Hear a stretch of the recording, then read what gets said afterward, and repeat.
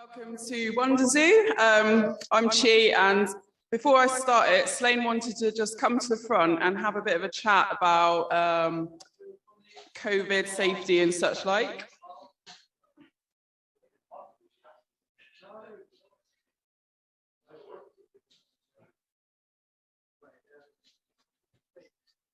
Sorry, now barman, producer, writer, and you can elect me for politician as well if you want. You elect me for politician, but I won't take the seat. Anyway, welcome for tonight for Wonder Zoo. Couple of ground rules. I'm sorry to bore the fuck out of you, but you know, Boris Johnson sent me a private letter saying, make sure you've done your track and trace and stuff. You know, because he wants you to vote for him. That's why you do track and trace. And make sure you know you've been zipped on the forehead, so we know you're human, not alien of some kind. And if you're an alien, you are welcome anyway, because we accept aliens, not necessarily except Boris Johnson, but I'm not going into that. And anyway, I'd like to say a warm welcome for the evening. The toilet's over there. If Will raises his hand and shows you where the toilet is, we have beer and cider and now juice as well. So, and tea and coffee, which, you know, for you guys. And I'd like to say thanks to every writer and performer that's coming up tonight. So can we put our hands together for them?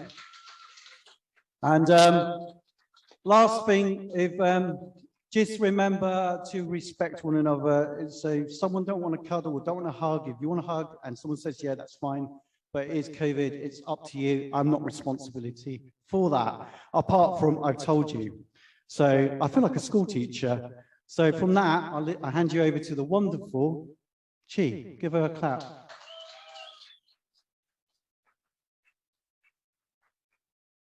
Yeah, it's really lovely to be in this room with all of you, and it's actually quite surreal because it feels like we've come to kind of like the end of that horrible patch of time where we're just all isolated and stuff. So it's brilliant to see loads of faces in one room with, like, you know, everyone's got their masks off. It looks really cool. So first up, without further ado, I'm going to introduce our first artist. Oh, sorry, before I say anything, I need to say, at Wonder Zoo, if anyone's not been before, we're quite sort of open-minded. We want people to express themselves in whatever way they want, as long as it's not hateful in any way. And so things that are said tonight might be triggering, or they might evoke some emotions in you that you've never felt before. So just to pre-warn you, you know, we don't shy away from difficult things or difficult emotions. So that's what art's all about. It's embracing every aspect of the human condition. So just enjoy, and just if anyone is going to say anything particularly harrowing, please do give the audience a warning beforehand. And without further ado, I'm going to go to our first artist called Strange Billy the Saint, at the back of the room right there, and he's going to come forward. He is a musician, singer, songwriter, comedian as well, and he's new to the neighbourhood. He's actually, yeah, we don't need to say where he lives. He might not want that information revealed to the whole room, but yeah, he's a new neighbour to us in Adelaide Street. We're really excited to have such a creative man living in our streets. So welcome to Stonehouse. And this is his first gig that he's done for a really long time. So he's excited to be here. We're excited to see his performance. And thank you so much for being here. I'll hand over the mic to you. Thank you, G. Yes, I'm originally from Bristol. I moved to Plymouth about 4 years ago because I had a little girl.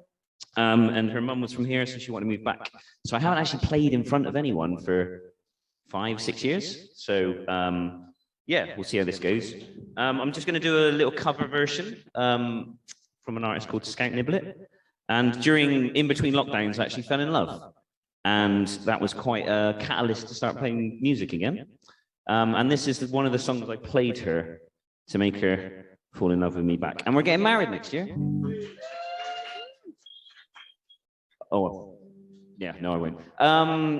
There is a small chance I might start crying halfway through because it is a beautiful song and I'm a massive wuss. Since I've had a daughter, now I've fallen in love. I'm just this emotional, open thing, which is good. The world needs more men who cry. It's called Do You Want to Be Buried with My People?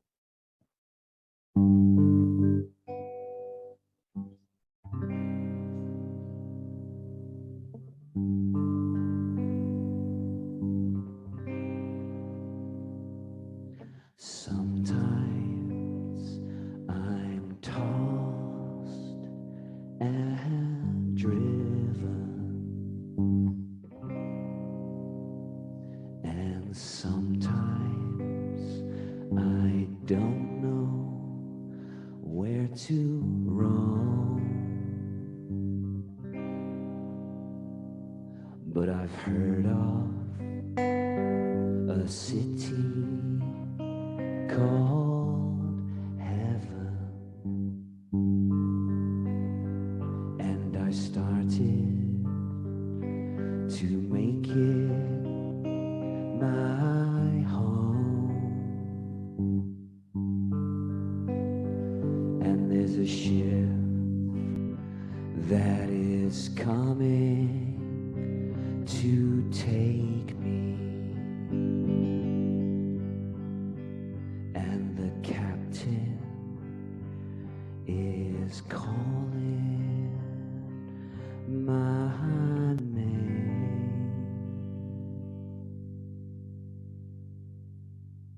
And do you wanna be buried with my people, dear?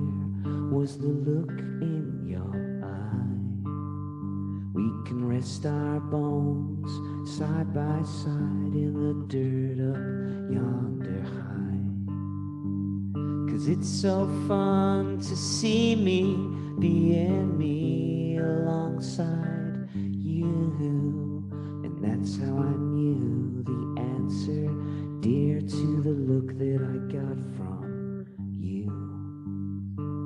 And I had nearly given up, dear, with all my fantasies. And then you've come and crossed my path, so here we be. And how the hell did I live this long without you by my side? Cannot believe that it's you that I've sensed and sung to all my life. Arms that held me never worked before until I was held by you. With a grip so still in charge, oh, cuckoo, cuckoo. And finally it came around, inviting us to play. There is nothing as scary as a divine plan, but I wouldn't have it any other way. The mystery is larger than you and me, and we're drunk on faded heart. And woman, I have a suspicion you might just be my missing part. But who the hell knows which way the gods will pull us tomorrow? And honey, we're writing our past right now, and fear's only gonna beckon sorrow.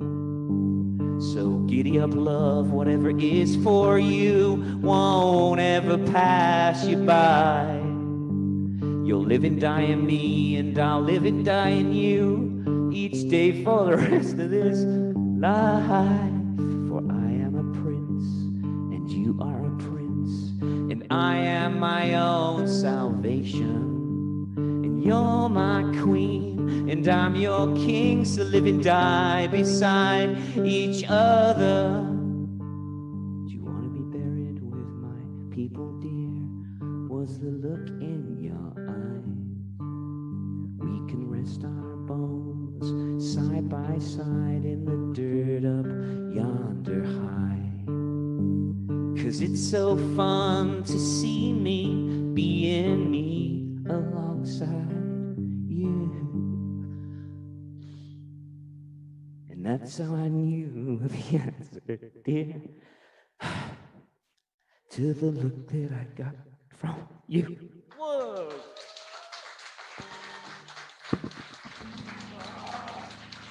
Thank you. Sorry, I nearly held it together. I went a little bit and then at the end, but yeah.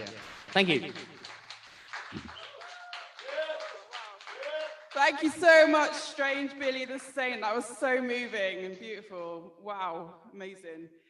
Next up, we have the beautiful poet Melanthna, who is a young up-and-coming poet and actress.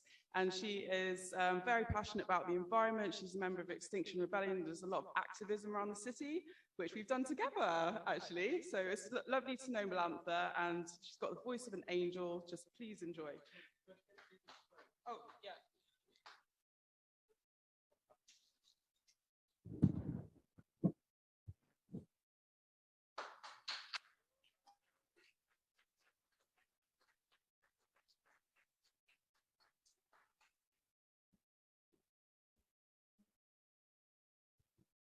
Sorry, I've never done this before, at least not professionally. So hi, first of all. Hello.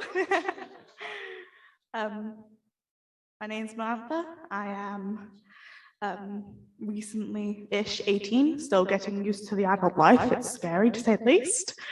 I have a couple poems, mainly one or two. I'm still figuring this out in my head. My apologies. I'm gonna be rude, gonna use my phone because I can't remember off by heart. Hope that's chill. Shh. When technology wants to comply, hey? Ooh.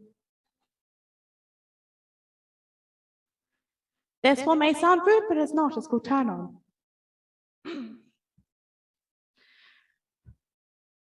Everlasting shadows, let your light now flicker on. A spark can make a flame, though the path leads long. Endless are the options. Let light dance till the end. Afraid, might falter. Time will be its friend. Endowed with joy, let it sing and shower. Anticipate your creation to make it stay from an hour. Even though it's vulnerable, letting go was the start. After damage, more doors open, to have grown a stronger heart. Thank you.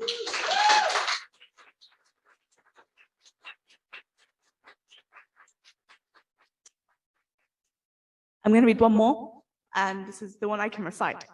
I read it quite often since it's one of my favorites. It's called Individuals Together. It's kind of dark, there's your warning. I am but a killer of we and all. See the fallacy of I and me. We be the possibility of growth. Myself spreads, bringing limitations for all. Timidity of others, encouraged by a self-system. It controls this, it benefits them. Together, decrypt, through unsung whispers. Without each other, shells of us remain. Myths, congregations, seated by nobody. Closely all, despite the miles apart. Through souls and minds, we may come as one potentiality for inner peace. United, we can expand alternative roads. With our voices, harmonies or vibrations may come. Collectively, we are improved by each other, or rise to unity's call. Thank you.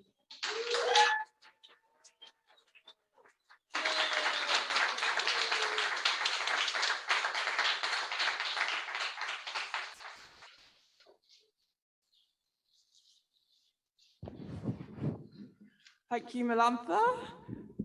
Yeah, it was really wonderful over lockdown, even though we obviously couldn't meet each other in person. We were able to sort of like share poetry online, weren't we? And that's what kind of got you into performing. Is this your first performance live with your poetry or second? Oh, brilliant. Well done. Yeah, it's amazing. So now we have Xeno. Is Xeno on the screen? Yeah, so Xeno's performing remotely online, but we'll see them on the screen. Xeno is a spoken word performer, and they do a lot of poetry around mental health and their own mental health issues and how they're overcoming all of that kind of thing. So it's really fascinating stuff. Thank you, Xeno. Yeah. Hi. So yeah, like she said, most of my work is relating to mental health. So there are some trigger warnings for self-harm, depression, and those kind of things. I'm going to read a few poems that basically, it's more like a diary entry. So the mental health team told me to keep a diary of how I'm feeling. The best way that I can do that is through poetry. So I'm going to share some of those with you. And this all started at the beginning of June with one about Pride Month and the importance of apparently that Pride Month has. So, time to lay another rant to rest in another failed eloquent attempt at poetry. For the month of June, you're using our flags to decorate your houses, increase your profits, and line your little nest. But yet, come July, we're reading more sad stories of someone else using them to line a coffin, mourning another beautiful soul lost too soon for believing they were free to be themselves. Coming out and telling your story when it's not your time is dangerous. Our identity is our safety, and sometimes that's all we've got. Stop endorsing the companies that force feed us rainbows every June, selling us this false dream that it's safe to be who we are, when for some, it's really not. So I wrote this one because I identify as asexual, a pan-romantic asexual, and I don't think it's fair that people are forced to tell their story because the companies tell us in a month it is. So anyway, moving on. So this is basically a chronological of how I've been going for a week or so. Behind closed doors is a side of me that you'll only ever see etched in blood as I write another line, a litigant in person looking at their audience, telling them I'm fine. A starring role in this story of mine, playing a character in this game of life, never truly knowing who I'm meant to be. As I lay these verses down, I know I'm not like the rest, with all those fancy skills that you all possess. Sorry I don't have an explanation, I'm just not really sure what you was expecting to see, as I fail to live up to yet another unobtainable expectation. That feeling of having it all slowly chipped away by the mania, ripping my soul into pieces, spiraling down with my heart rate increasing. Another episode completed, another horcrux around my neck, with the intrusive imagery never ceases. All I have left is a soul haunted by each battle, leaving yet another scar. Another story told in rhyme, rolling off my tongue. A life tainted behind addictions and conflicts, but heck, I've made it this far. Standing here, a blurry vision under clouds of toxic masculinity that pollute the earth. Those chemtrails that burn through an atmosphere wherein I never truly found my worth. A disappointment spat out by the system, writing another verse as I feel the noose loosen its grip, spouting about some newfound wisdom, but I don't know what's worse, the intrusive imagery and the thoughts this recent attempt failed to destroy, or the stigma that mental health is a disease that silences until we can't breathe. Thank you. Let's see. So yeah, it's been a tough few weeks, but trauma builds walls that takes decades and a fallen leader to destroy. Fighting through life, deflecting chips, trying to knock those walls down. But softening these walls ain't easy. Always searching, looking for the human in humanity when it's humanity that's destroying us all. Take stock, take heed, take everything you're going to need for when you hit that road running. Searching for the next sunrise as the clouds begin to part with your fixation dropping. Distance slips by with each blink of the weary eye. Drifting into a conscious subconscious and autopilot gone rogue. Spouting newfound wisdom of acceptance and personal growth. Laughing as he severs the ropes of your reality. Shit, was that all too much for you to see? That side of me that's reserved for behind closed doors and awkward silences that my mania has to fill. Is it too late to text and say I'm sorry, that the events this morning that feels like a lifetime ago have shook me? What's the social norm before I begin to crumble, trying to conform? Guessing this was never the life for me, but in the end this is all I've got. Never knowing which is the truest version of me, as this human form weighs heavy with remorse, but for now, this is me. Thank you. Thank you. Oh, thank you, Xeno. As ever, very profound poetry from you. Thank you so much, and it's great to be online as well. Yeah, I love the fact that during the past year or so, we've had to sort of adapt with technology, and now we've got the ability to actually have people come in remotely from like online. So yeah, I love it. Thank you so much for having me. It's been great. It's been great. Yeah, thank you. Next up.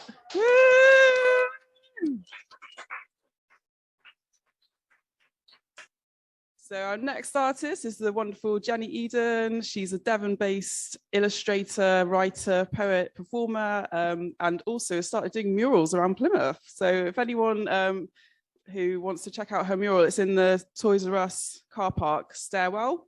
And it's got, it's the word community kind of like beautifully illustrated with lots of colors and stuff. So yeah, over the past year, there's been a lot of artwork going on in Plymouth. So if anyone sort of wants to check it out, it's all around Stonehouse actually. So yeah, it's been really good. So I'll hand over to Jenny for some spoken word. Thank you.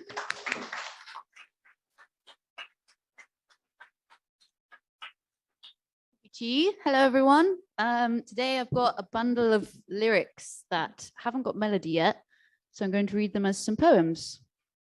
First one is called Right Here. It does start with a swear word, so close your ears if you don't like swearing. Fuck happily ever after. Crying with shame and hurting with laughter is where I want to be, where I want to be. Open my eyes, open wide. Acceptance melts the urge to hide. If I stop chasing the chase we face and get out of the rat race. Don't want a mortgage, even the brick and mortar. I want the dust and the bees and working days shorter. More time to share stories and teachings through community. Focus our minds on goals of sustainability. Don't give your time to the corporate pig. Every little act is what creates the big. Those in power wouldn't have power without the people over which they tower. So let's rise above and ignore their tantrums, such petty debates and pointless sums. If we let it all go and come into our own, localize, let community stability be grown, then no one need feel alone. Thank you. This one is called Negative Alignment. I could talk about the negative, but that would only feed the incentive. Got to stick with my heart. From toxic interactions, depart. Let my feet follow my gut, breathing a connected output. Intertwined, connection deeper than my mind. Mystified, to a child's innocence I rewind. Taking every moment, connected and impacting. Not wasting, frustrating, no energy detracting. From this state of being, it's so appealing, keeping my soul in a place of healing. I don't need material wealth in this place. Just look what it does. Look at Trump's face. Full of pennies and greed, politics indeed. Let's leave it all behind. Communities align. Let the land grow wild and our species shine.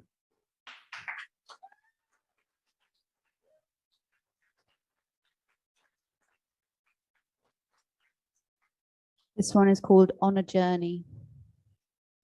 This journey, longer than our lifetime, generation to generation we climb, out of vulgar, demon-filled minds, dissolving Maya's binds. Roots of the soul grow outward, rings of our core values empowered, a sense of home in our exploring migration, flocking the earth in divine murmuration. Past and future all embedded, layers of confusion slowly shedded, taking the shoelace express, taking my sweet time on the world I impress. Melody come to me, stomping in beat, truth in my heart, funk in my walking feet.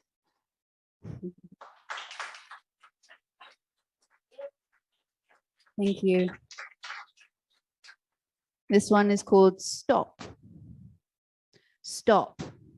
Stop driving the petrol trade. Find a bike or rollerblade. Stop. Stop using that dirty old plastic. Get a rucksack. It's bloody fantastic. Stop. Stop feeding the industries pumping out fumes. Buy from small businesses. Pick local mushrooms. Stop. Forget about all the media's fear-slandering jeers. Just avert your eyes. Don't give them your fears. Stop. Just stop. And breathe. Take your time to choose in every moment the path divine.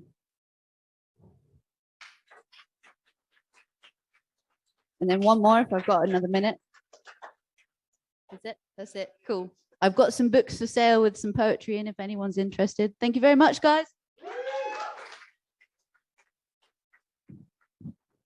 Oh, thank you, Jenny Eden. And yeah, we've actually got one of Jenny's books called Mental Healthy, and it's absolutely beautiful. So please do have a look at her merchandise. And she's got pin badges and a second book as well. So she's doing really well, really productive, and such an amazing, unique illustrator. Okay. Next up, we've got Brian Herdman. So I'm going to have to increase the height of this. So whereabouts is Brian gone? He's quite tall. There you are, Brian. Hi, would you like to come forward? Yeah, Brian's an amazing Plymouth poet and a veteran of Wondersea with amazing, powerful poetry. Thank you, Brian.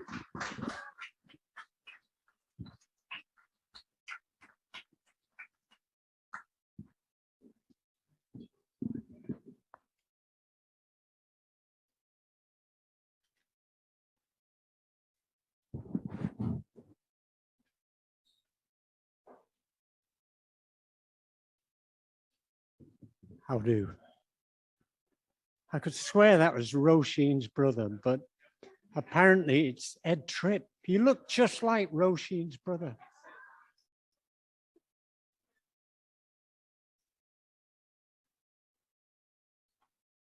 Anyway, I've got this book. So I thought I'd read some poems. Well, I don't really call them poems. It says poems there, poems. I don't know what they are. Call it anything you like, but not poetry.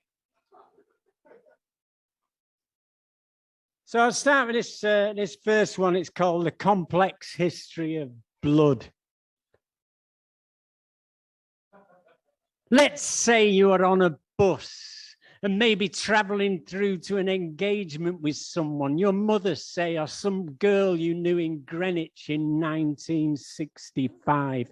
Maybe you have a teddy bear for a child, or a box of chocolates or flowers, or it could simply be a space carved out of a memory you once had in a room somewhere else, somewhere far away, a drab room and cold with drab brown furniture waiting for the procedure to happen, and echoes of a conversation with your mother in her kitchen, blood spurting from the knife wound in her forefinger as you look for a dressing, her sucking in breath through her teeth, or the girl in Greenwich fucking your friend in his bedroom next to yours all night, and you cut out the shape of the space of her cries maybe, and find there are so many faces, so many cries, so much blood to sift, to order and categorize, that you can never be sure of that knife wound happening, or the termination, or when, or who did it. And there were always children, teddy bears, chocolates and flowers, and greeting cards strung up over the mantelpiece, and polished brass elephants, and noises from other rooms on the bus traveling through, or maybe time's the wind endlessly blowing, and the bus and you and all things are still as photographs, and memory is what's happening now. And it's time blows through it all, scattering the leaves. It's time driving the rain against the window's reflection of you on the bus, traveling through rain to her or someone else, someone else's blood, somewhere else.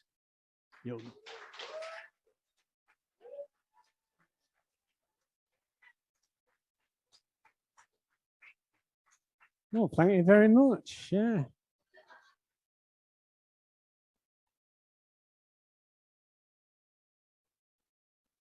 This is a poem. Yeah, I might. Well, it's not a poem. We'll call it poetry. Call it what you like, but not poetry. It's called Valentine's Day.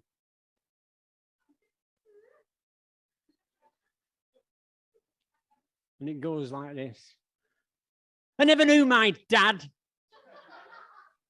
I was 5 months old when, on the morning of St. Valentine's Day, 1947, the sky heavy with snow, he left the two-room slum he shared with me, my brothers and mum, to labour on the railway and never come home. I never knew my dad from Belfast Falls before I was born. He took us to build a new life under new law in another place, another slum. My brothers, not yet me and mum. I never knew my dad, but the coroner said he appeared to lose his head in the white and black when he stepped onto the track of the Southport to Manchester excursion. I never knew my dad or what he was worth. 300 quid, the railway said, for compensation, and sent a cheque with a mandatory note of commiseration. And so, behind windows jagged with soot frozen, our lives were consigned by industry's thumb to poverty and isolation. My brothers and me and mum in our two-room Moss-side slum. I never knew my dad, barely a year back from Burma mud. Did he hold me? I guess he did. though men were somewhat different then. Did he think it was worth it that day on the tracks? Points frozen, hands hammered blue, sky pressing down, worth the mosquitoes, monsoon and artillery fire of a forgotten war to return to this toil for a family and a home on foreign soil in a two-room slum and a life on the run from the Lagan's drag and bigotry's gun? Not for me. Not for my wife, not for my sons, that life. Hold your breath, a tick and it's gone. Is that what he thought as he swung a ton? Did he get you a card, Mum, on Valentine's Day? I never knew my dad or what he had to say, never learnt from him what it means to be a man. Now, I don't believe in nations, nor the 6 counties, nor in saints or heaven's bounty, but our mum, she gathered us up and took us to bed for comfort on St. Valentine's Day to pray and hold us close through all that day, through all our lives, that Valentine's Day. Was it worth it, Dad? Was it worth it now 73 years have come, done their damage and gone for the 5 months we had together in a 2-room, moss-side, rat-run slum?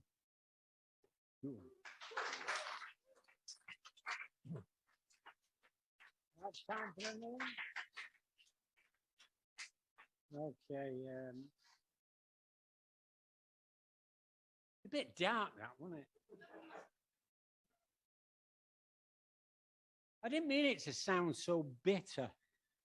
But, you know, I never knew this guy, right? I never knew him. So, you know, but it's like this thing I've carried with me all my life without actually, you know, wondering what it was. It's the thing that really fucked me up, you know. The reason this fucking mess you see before you now is him. Bloke I never knew. Anyway, I digress. This is called cardiology. Now, I had a heart attack a few years ago and I survived, obviously. A year later, I had cancer. I survived that as well. Doing well, right? All these things that kill people, they can't kill me. Anyway, this is called cardiology. It's got absolutely nothing to do with heart attacks. When asked, he refused to comment, referring instead to the official announcement. Heart disease, he said. Heart disease is endemic. People have been imprisoned for less. Walls end and it feels like nothing much is happening round here anymore. You find him wherever you go. Here he is, sitting alone on the step. Buildings rise tall around him, leaning in. He's staring into his phone or praying, remembering perhaps how it was back then, how it used to be, praying for release, for escape, for validation. This here is an ontological disruption. Motorbikes rip through it, petrol fumes, heat.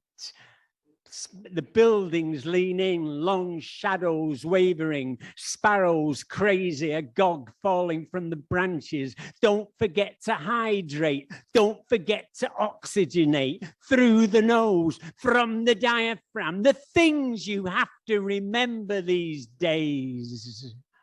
It's like nobody can speak the language anymore. Nobody's making sense anymore. Like they stopped breathing, stopped drinking the water. Not that you can blame them for that after the miscarriages, the abominations. Everybody knew. People aren't stupid. They knew, but the men are tired and the women wait, and tales of alcohol have gone through the roof.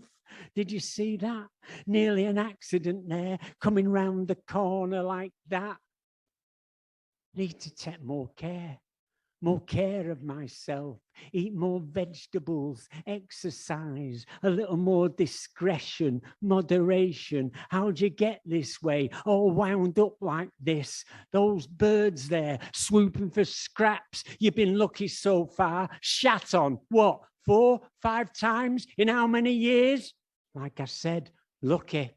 That bin bag flapping under that brick, inflated by a breeze, feels like spring, but more a hope, a latency than something beginning. It follows you around, the feel of it, faithful like a dog padding at your heel until you turn around and it's gone.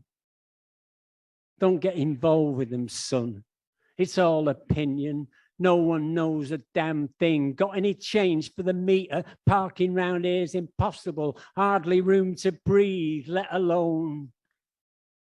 You wonder, don't you, where they all come from, what they're doing here, where they're going, one after the other. Hello, anybody home? Who's in charge here? Where's the control? You can feel it always veering off course, liminal, always about to crash, always crashing, breathless.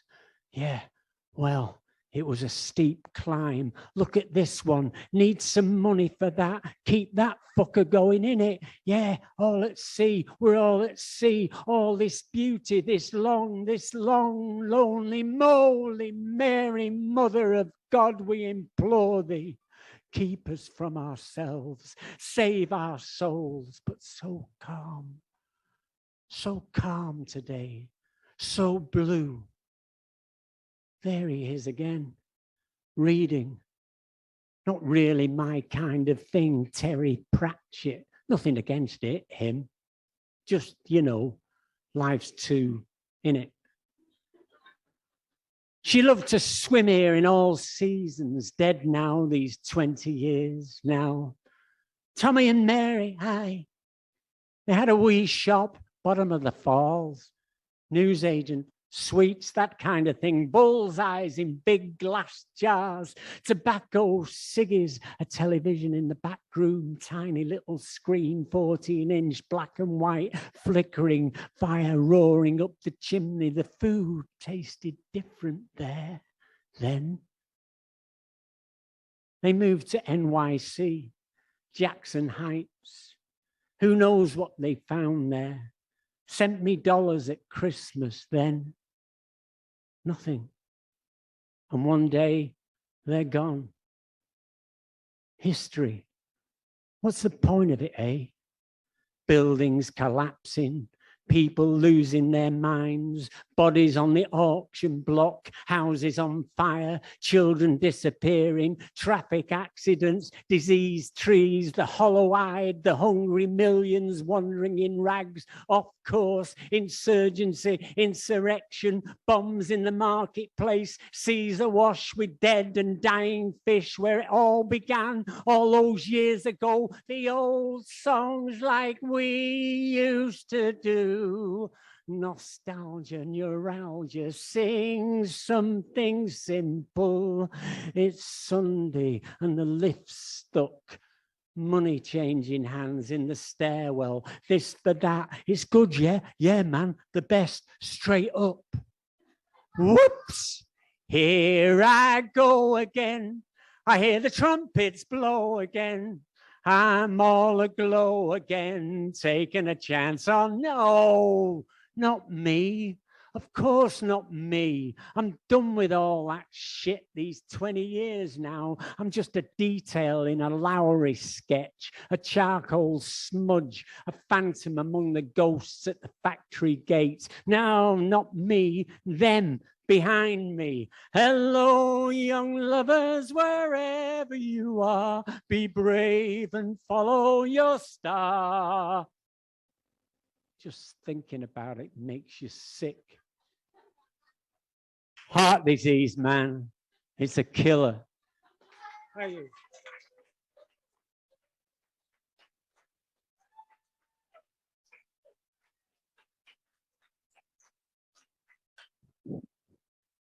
Thank you, Brian Herdman. Woo! Yeah, it's your book called 78, 45, 33. 78, 45, 33. The younger members of the audience, that refers to records. You don't know what records are. Vinyl these days. Yeah, cool.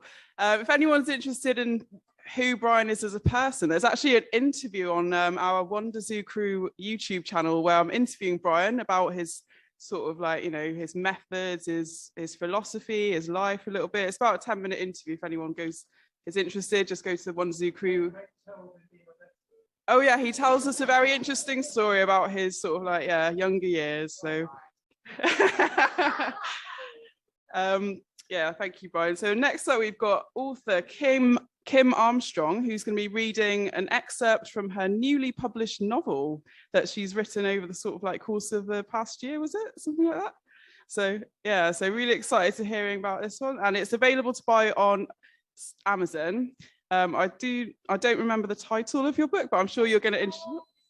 Oh, excellent. So if anyone's interested in buying it, it's right there on Amazon for you. Thank you, Kim.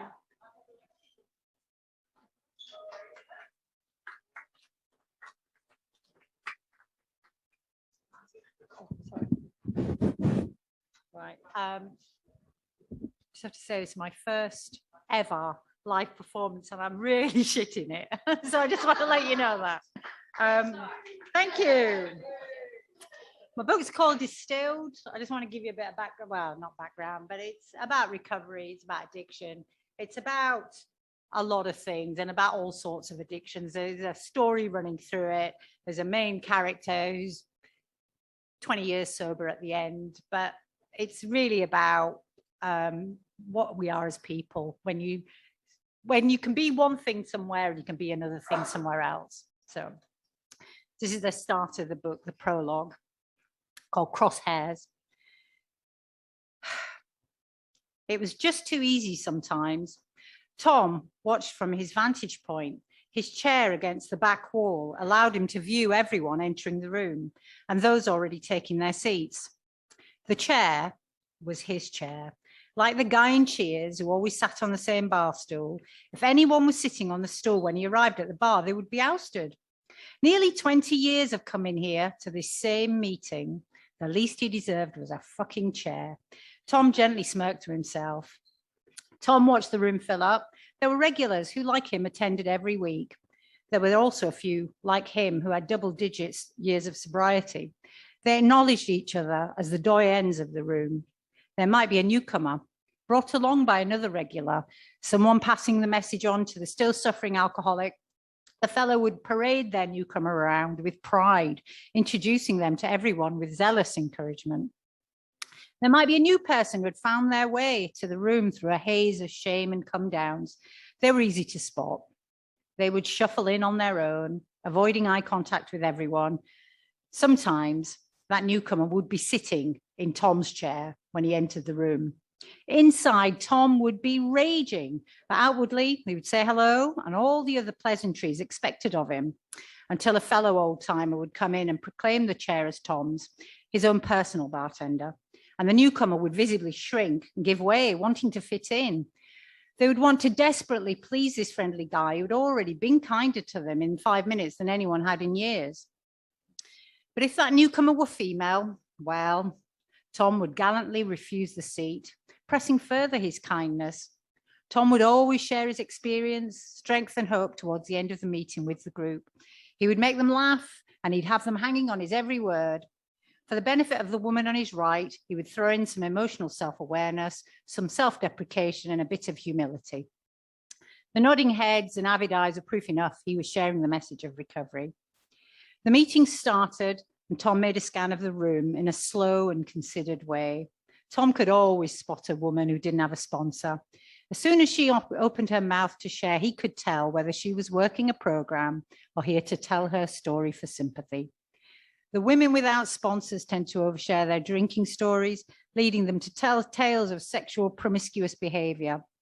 Men were generally the same, but their stories were more about physical damage, fighting, thumping walls and wives. With that, at least, Tom could identify. Afterwards, he would talk to the newcomer woman for a while. Positive, motivational messages came out of his mouth automatically like a mother tongue. The reluctance of the newcomer to engage with the sober ladies would be Tom's green light. He would have already introduced her to some ladies in the group, outwardly showing he was mindful that women should share with women and men with men. But if the newcomer gravitated back towards him, he knew she was attracted to him. Inwardly, he knew she was already kick-starting the white knight fantasy in her head. She was already thinking, a man who can share his feelings and laugh at himself. Have I been brought here to finally meet the one? His confidence had always been a magnet to the opposite sex. The lure was too strong, and for Tom, the knowledge would be a thrill. Tom would never give his mobile number to a newcomer. That was just amateur. Nope, they would find him. Whether it took him until the next week or at another meeting in the meantime, they would find him. And when they did, he would be so effusive, so glad they'd come back. And they were starting the recovery process. The woman would sit next to him and lap up his every word, and Tom would give her the right words, that recipe of recovery speak, emotional intelligence, and banter. God, he was good. It might take a few weeks, but eventually in one meeting, she would ask him for help, maybe even ask him to sponsor her. Tom would helpfully give her his number if she needed to talk, and she would, constantly. Those conversations would inevitably lead to drinking stories and the aftermath that followed. So eventually the newcomer would tell Tom all about the sex stuff, not because she'd be trying to reconcile her past. No, she'd be giving Tom a preview of what was on offer, what she was capable of, how wild she really was. And Tom would make sympathetic noises while all the time suggesting she should really be talking to another woman about such matters. But you get me, Tom, newcomer would say, and that was all Tom needed to hear. From there, it was a careful maneuver of being available as a friend and not responding too readily to the flirty eyes or blowjob-ready lips, until the time came when she called him. There would be some massive drama. She would be upset. She was sure she was going to have a drink.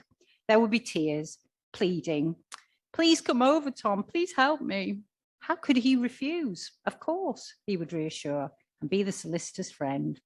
She would come to the door half-dressed, mouth ready. She would believe it was her power, her choice to have Tom. But really, she was in the crosshairs from the minute she sat in his chair.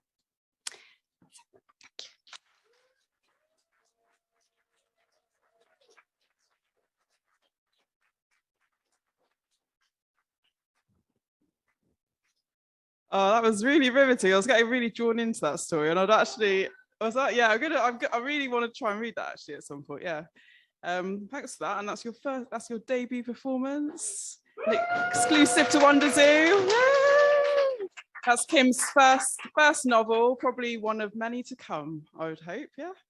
So finally, our headliner for the first half is the wonderful Tim King, Bard of Exeter.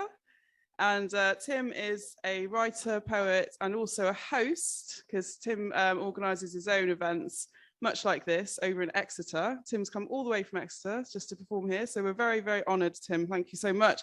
And we'd just like to say on behalf of Wonder Zoo, thank you for all your support to the writing community in Devon and further afield. So you've been brilliant over the past sort of like 18 months and really supported us and Slane especially with your Monday morning groups that you run online every Monday. So if anyone's a writer and they want a bit of a sort of writing support with other writers, there's a Monday group that Tim runs called Forsaking the Mic, and that's every Monday from 11 till 12 or 1 kind of thing, isn't it, online? So yeah, and it's a great way to make friends and sort of share your poetry or your writing, anything like that, with like-minded people, and sort of develop yourself and develop your performance skills, I like to say. So thank you, Tim. I'll hand over to you.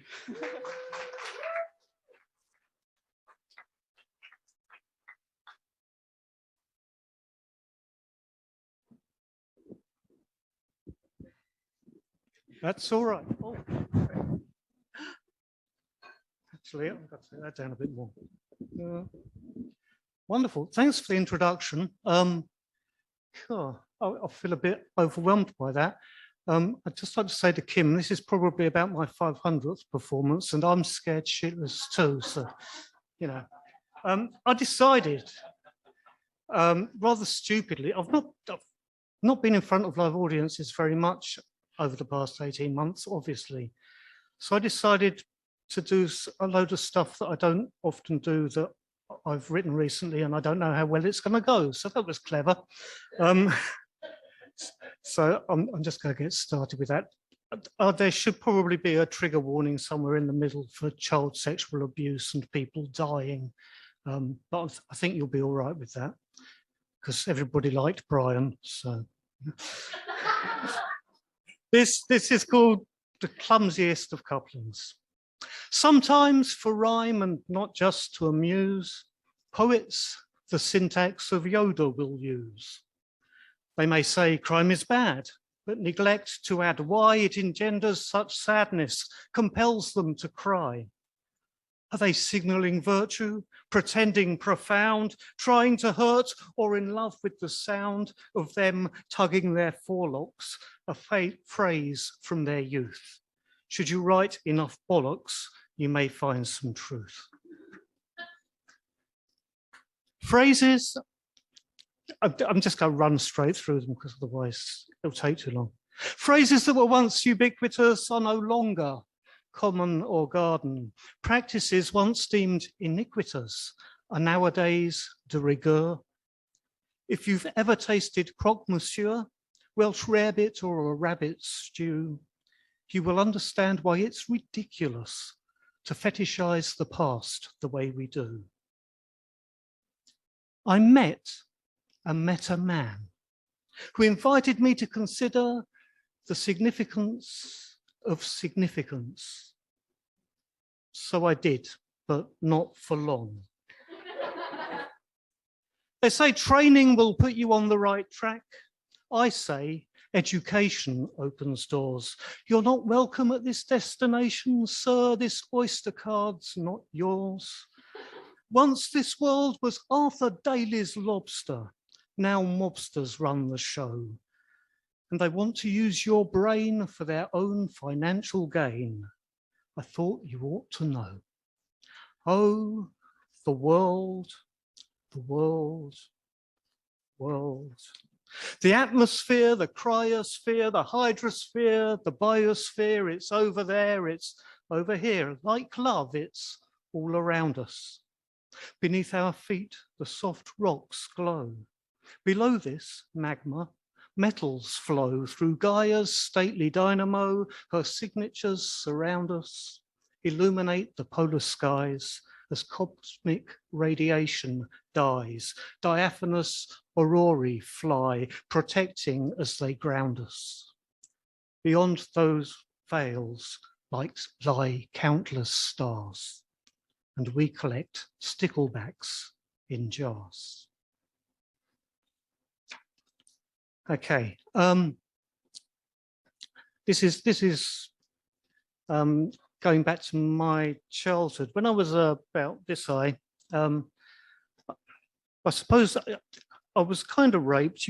It would be rape now, but I don't think it was a crime to do those sorts of things to children when I was that age. And I was very confused because I was like prepubescent, didn't know anything about the facts of life. But I was determined to find out why all the adults I told about this were so kind of, don't ever mention that again to anybody, otherwise, you know, you're going to end up in a home or something. But I thought, well, what is it they're so excited about, so wound up about? So this is called admission. I set out to murder a child of 10. I was so desperate for admission to the world of men that I led me to the door of the pervert's den, and I left me there to fend for myself. Now, in partial mitigation of the things the pervert did, I should mention he was just 15, so technically a kid. And when his misdeeds came to light, he ran away and hid. He took the blame, I felt the shame and shut the lid. Enough. Let's return now to the stripling at the door. I can only let you enter if you promise not to tell, said the pervert to this child who piped. Well, I think that's just as well. Because if my dad found out that I was here, he'd knock us both to hell. And with that, the monster in the pervert's pants began to swell. This child had access. And it thrilled him to discover such an organ could exist. That thing was longer than his forearms, even thicker than his wrists. He held it to his soft pink cheeks. He rubbed and licked and kissed it. And afterwards they shared a Danish porn mag and a biscuit. And this child walked home alone and smiling on that day, day one of oh so many. I tried really hard to kill him. But of course, this child survived, whereas the adult he so nearly was absolutely died that day. Not immediately, admittedly, but slowly over time, through adolescent bedwetting, drink, drugs, petty crime, through academic failure born of fractured concentration, a penchant for pornography despite grave reservations. And as he stumbled into working life, the gradual realization he had a textbook case of premature sexualization. It defined him and consumed him from that day, day one of oh so very, very many. That young boy, the kneeling man, I dearly loved them both, though I had to let them go. They are impediments to growth. They desperately need to leave me be now. Just leave me be. Thank you.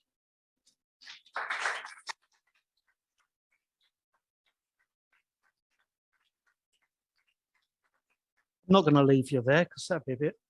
In fact, I'm going to say, everybody clap your hands, be happy. Everything is going well. The human race is still in first place so far as we can tell. Together we will beat the virus just as sure as we got Brexit done. Opportunities to serve inspire us. We would never take the money and run. Don't fret about the stormy weather. The sky can't stay forever dark. With the open schools and the finest tools to fabricate a world-beating ark.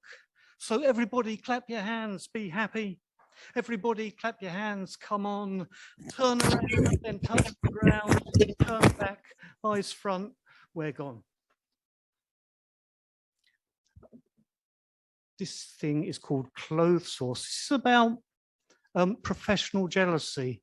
When you work a lot with poets, occasionally you meet people who get upset because they think other people have stolen their ideas. So this is kind of an extended metaphor about that. I have a clothes source. You have a clothes source. I had a clothes source first. I had a clothes source when you still had a rocking horse. I had a clothes source first. I never had a rocking horse. Might have had a hobby horse. I'm fairly certain you had both. You don't have them now though, do you? No, I had a clothes horse first. So don't you come to me shouting how things ought to be. I've had it up to here with your superiority. I had a clothes horse before you had had intercourse. Well, unless you started earlier than me. And that seems unlikely because I lost my virginity in 1973, 4, 5, 7. I cannot tell a lie. Still, I had a clothes horse first. Mine's a nice wooden one. Yours a garish plastic job, more of a clothes My Little Pony. When we air our laundry, mine oozes authenticity. Yours screams polyurethane baloney. It's so phony, can't you make it stop?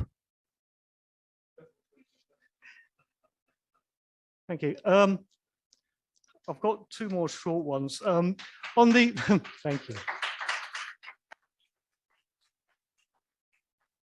On the 12th of January 2018, I held hands with my father and they turned his life support off. So this is about that experience.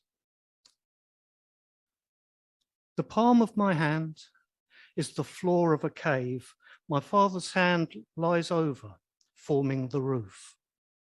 I am simultaneously seated beside his hospital bed and observing the scene from a spot towards the back of the ceiling where his lifeline ends. Just inside the mouth of our cave, a fire burns silently, throwing sparks into the air above and out into the darkness beyond. We are outside of time, in the pause between two heartbeats, bathed in a flickering orange light inside a deeply embedded memory, a primeval womb woven from the roots of humanity. We are where we have always been. And finally, if I can find it, and so to bed. All our conversations are of endings. We had our chance to grow. Now it's time to go. Speaking far more of beheadings than befriendings, making sure to leave the longest stem upon the freshest rose, so when people gather round, it can lie upon the ground, waiting on the winter winds to blanket it with snow. All our conversations are of endings. We had hoped for so much more. There is none. Thank you.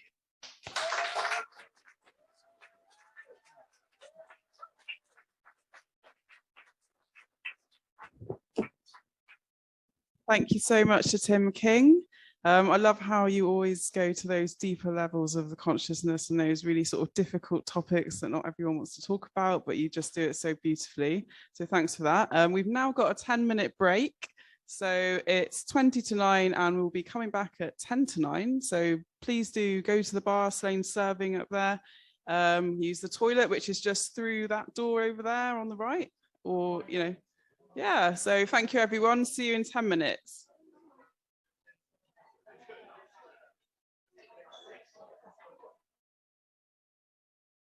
If you want to buy lots of beer, please come up the bar, because I would recommend that. So I can take your money and be like the government, but I won't tax you only on beer. So, and she is up there somewhere. She's meant to be here. She's obviously having a beer, getting lost in the back of the bar as well. Typical MC getting lost. I've got to say, Kim, thank you for reading. The first time ever. That's amazing. Woo! And that's really good. And I've got to say that I'm quite enjoying tonight. It's really nice to be back with a live audience again in a nice indoor setting. And can we give a clap to Amy from Nudge? Because Amy's allowed this to happen tonight, gave us this venue. Thank you, Amy. Woo! And I've got to say, I forgot what half of you look like, because I've known you all. It's a bit weird seeing you in the flesh. It's like 3D in front of me, man. You know, I'm waiting for 5D personally, but you know, I'm not sure what that is. I'm going to hand you to Queen She, give her a clap.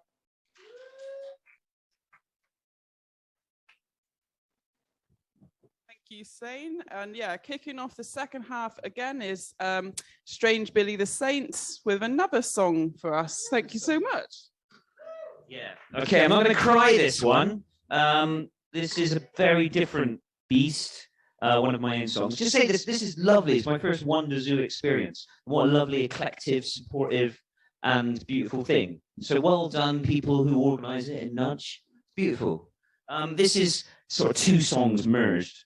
One's sort of older, which I've modified a bit, and then it goes into like a new thing that I've done recently. It's called 4 Years Stroke Clumsy One. And it gets a bit noisy, so I hope that's all right.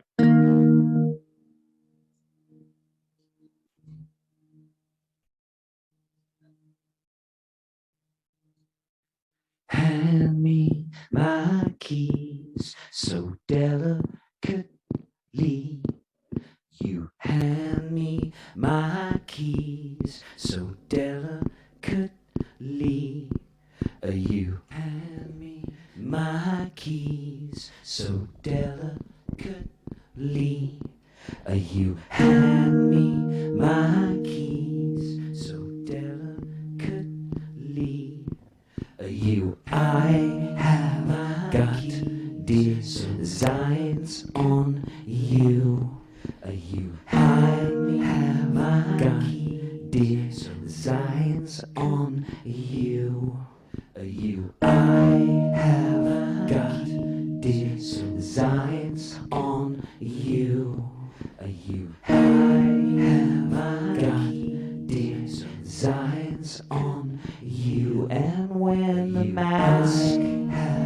slips and when the mask's on, slips and when the mask slips and when the mask's on, slips and when the mask slips and when the mask on, slips and when the mask slips and when the mask on, slips and when the mask slips and when the mask on, slips and when the mask slips and when the mask on, slips and when the mask slips and when the mask on, slips and when the mask slips and when the mask on, slips and when the mask slips and when the mask on, slips and when the mask slips and when the mask on, slips and when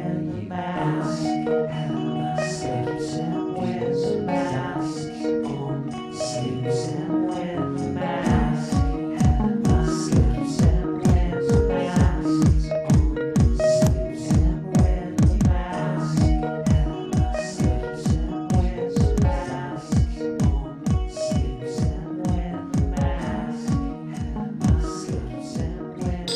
and when the mask slips and when the mask on,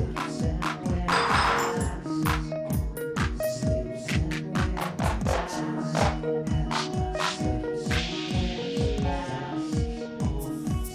and when the mask slips and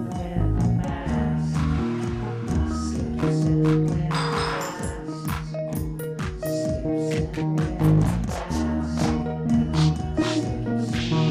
the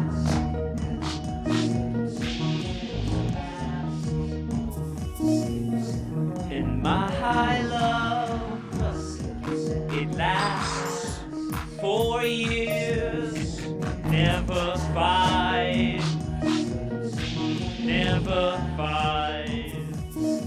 Yeah, my high love, it lasts 4 years, never 5, never 5. And these thoughts, they plague my mind all the time, all the time, all the time, all the time. Yeah, these thoughts, they plague my mind all the time, all the time, all the time, all the time.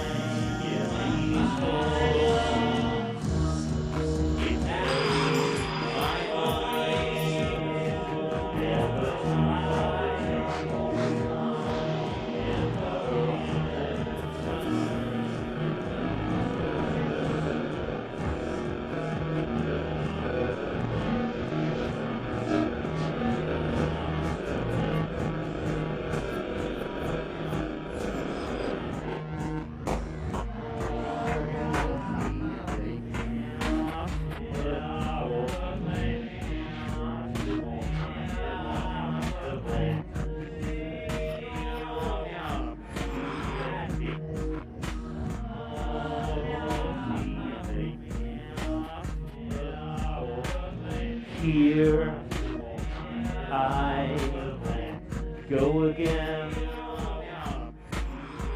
and here you come clumsily, clumsily, clumsily.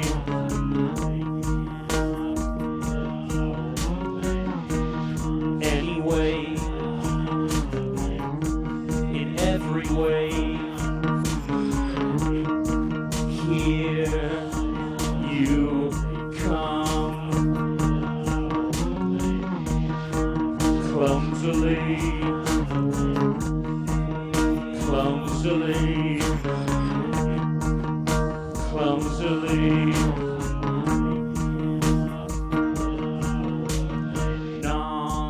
Non-stop epiphany. Here you come, clumsily, clumsily, clumsily, clumsily. Thank you.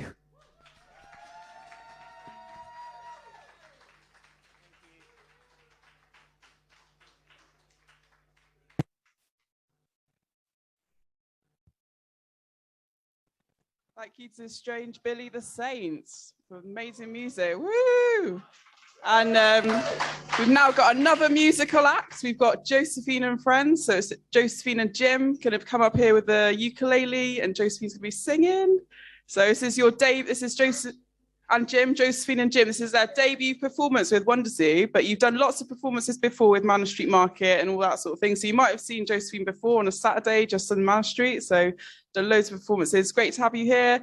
And also just wanted to shout out to Jules, my friend. Hey, it's lovely to have you here as well. This is Jules' first time at Wondersea, and we've known each other for quite a few years now, and it's the first time you've been here. So yeah, so it's great to have you at Wondersea. Yeah. So and Harry, yeah. So welcome, and I'll hand over to you. Yeah. So I'll just hand over to you guys now if you want to come forward. So Josephine and Jim. Woo!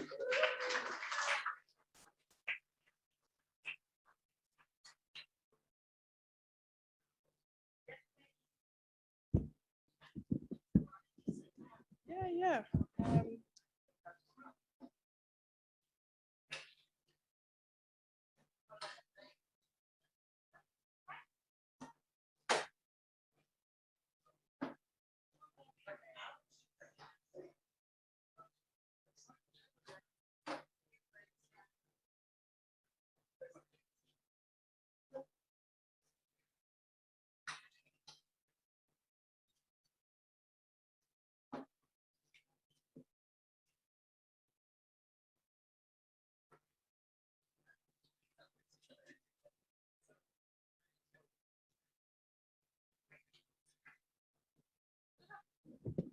Wrong song.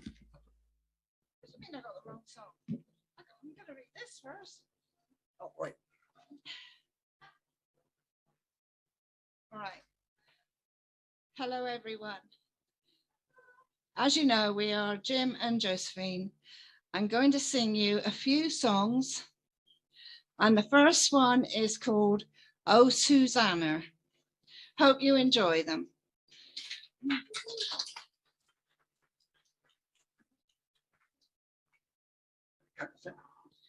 One, two, after four. 1, 2, 3, 4.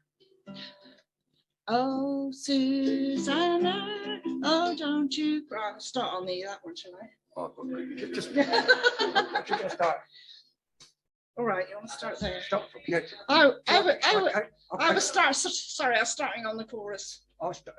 Yeah. Yeah, okay. All right. 1, 2, 3. Oh, I come from Alabama with a banjo on my knee. I'm going to Louisiana for my true love to see. It rained all night the day I left, the weather it was dry. The sun was hot, I froze to death. Susanna, don't you cry. Oh, Susanna, don't you cry for me. For I come from Alabama with a banjo on my knee. I had a dream the other night when everything was still. I thought I saw Susanna dear a coming down the hill. red rose was in her cheek, a tear was in her eye. I said to her, Susanna girl, Susanna, don't you cry. Oh, Susanna, don't you cry for me, for I come from Alabama with a banjo on my knee. I soon will be in New Orleans, and then I look around, and when I find my girl Suzanne, I fall upon the ground. But if I do not find her, then I will surely die. And when I'm dead and buried, gal, Susanna, don't you cry. Oh, Susanna, don't you cry for me, for I come from Alabama with a banjo on my knee. Oh, Susanna, don't you cry for me, for I come from Alabama with a banjo on my knee.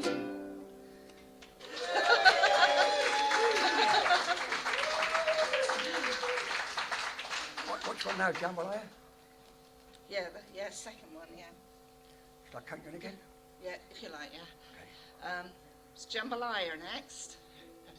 Hope you enjoy it. Yeah. 1, 2, 3. Goodbye, Joe. We gotta go. Me oh my oh. We gotta pull the road down the bayou. My Yvonne, the sweetest one, me oh my oh. Son of a gun, we'll have big fun on the bayou. Jambalaya, crawfish pie, Philly gumbo. 'Cause tonight I'm gonna see my Jeremy-o. Big guitar, fill fruit jar, and big ale. Son of a gun, we'll have big fun on the bayou. Below Fontaine, the place is buzzing. Kinfolk come to see Yvonne by the dozen. Dress in style, go hog wild, me oh my oh. Son of a gun, we'll have big fun on the bayou. Jambalaya, crawfish pie, Philly gumbo. 'Cause tonight I'm gonna see my Jeremy-o.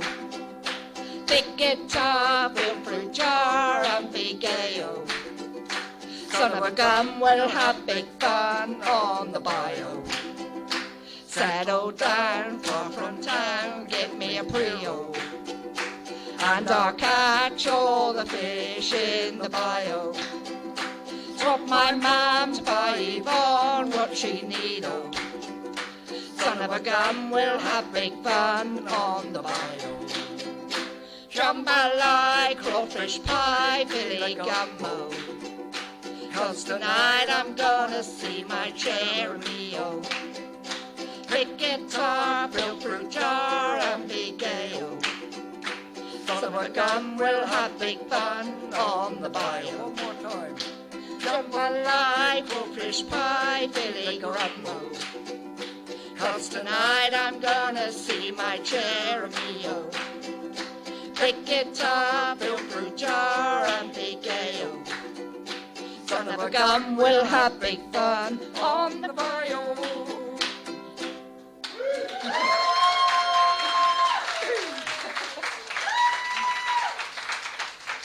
I thought we might have sung the last verse again. Yeah, that made me laugh, that last bit. Right. Next song is Whiskey in a Jar. I don't know if you've heard of these songs before, but they go back a few years. Oh yeah. yeah. I'll count you in, Jay. Okay. 1, 2, 3. As I was going over a Valerio mountain, I met up with a captain and his money he was counting. I first produced my pistol and thrown away my rapier, saying, "Stand and deliver, for you are my bold deceiver." Missionary da-da-do da-da-da, work for my daddy-o. Work for my daddy-o, there's whiskey in the jar. I counted out his money and it made a pretty penny. I put it in my pocket and I took it home to Jenny. She sighed and she swore that she never would deceive me. But the devil takes a woman, for they never can be easy. But sherry da-da-do da-da-da. Work for my daddy-o, work for my daddy-o, there's whiskey in the jar. I went up to my chamber and for to take a slumber. I dreamt of golden jewels and for sure it was no wonder. But Jenny drew those charges and she filled them up with water and sent them Captain Farrow to be ready for the slaughter. Sherry da-da-do da-da-da. Work for my daddy-o, work for my daddy-o, there's whiskey in the jar. 'Twas early in the morning, before I rose to travel. Up come the band of footmen and likewise Captain Farrow. I first produced my pistol, for she stole away my rapier. And I couldn't shoot the prisoner I was taken. Sherry da-da-do da-da-da. Work for my daddy-o, work for my daddy-o, there's whiskey in the jar. If anyone can aid me, it's my brother in the army. If I could find a station and conquer in the army, and if he go with me, he'll be roaming in Glendenny. I'm sure to treat me better than my smarting shorty Jenny. Sherry da-da-do da-da-da. Work for my daddy-o, work for my daddy-o, there's whiskey in the jar. Some take delight in the carriage and the rolling. Some takes delight in the hurley and the bowling. But I take delight in the juice of the barley and courting pretty mermaids in the morning, bright and early. Sherry da-da-do da-da-da. Work for my daddy-o, work for my daddy-o, there's whiskey in the jar. Sherry da-da-do da-da-da. Work for my daddy-o, work for my daddy-o, there's whiskey in the jar.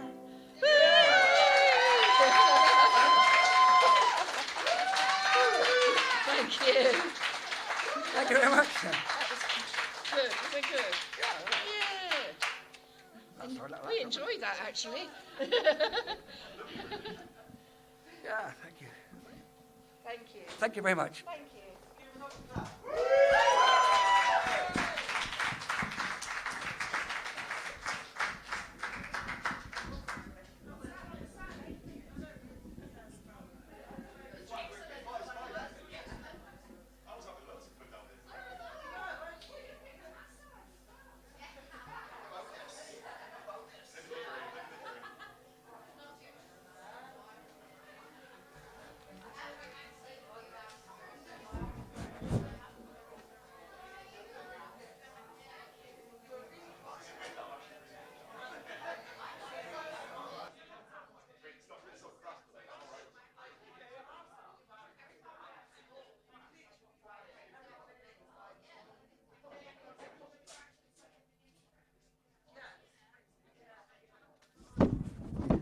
Thank you so much to Josephine and Jim. So we've now got spoken word from Phil Smith. So Phil, are you anywhere? I can't see. Oh yeah.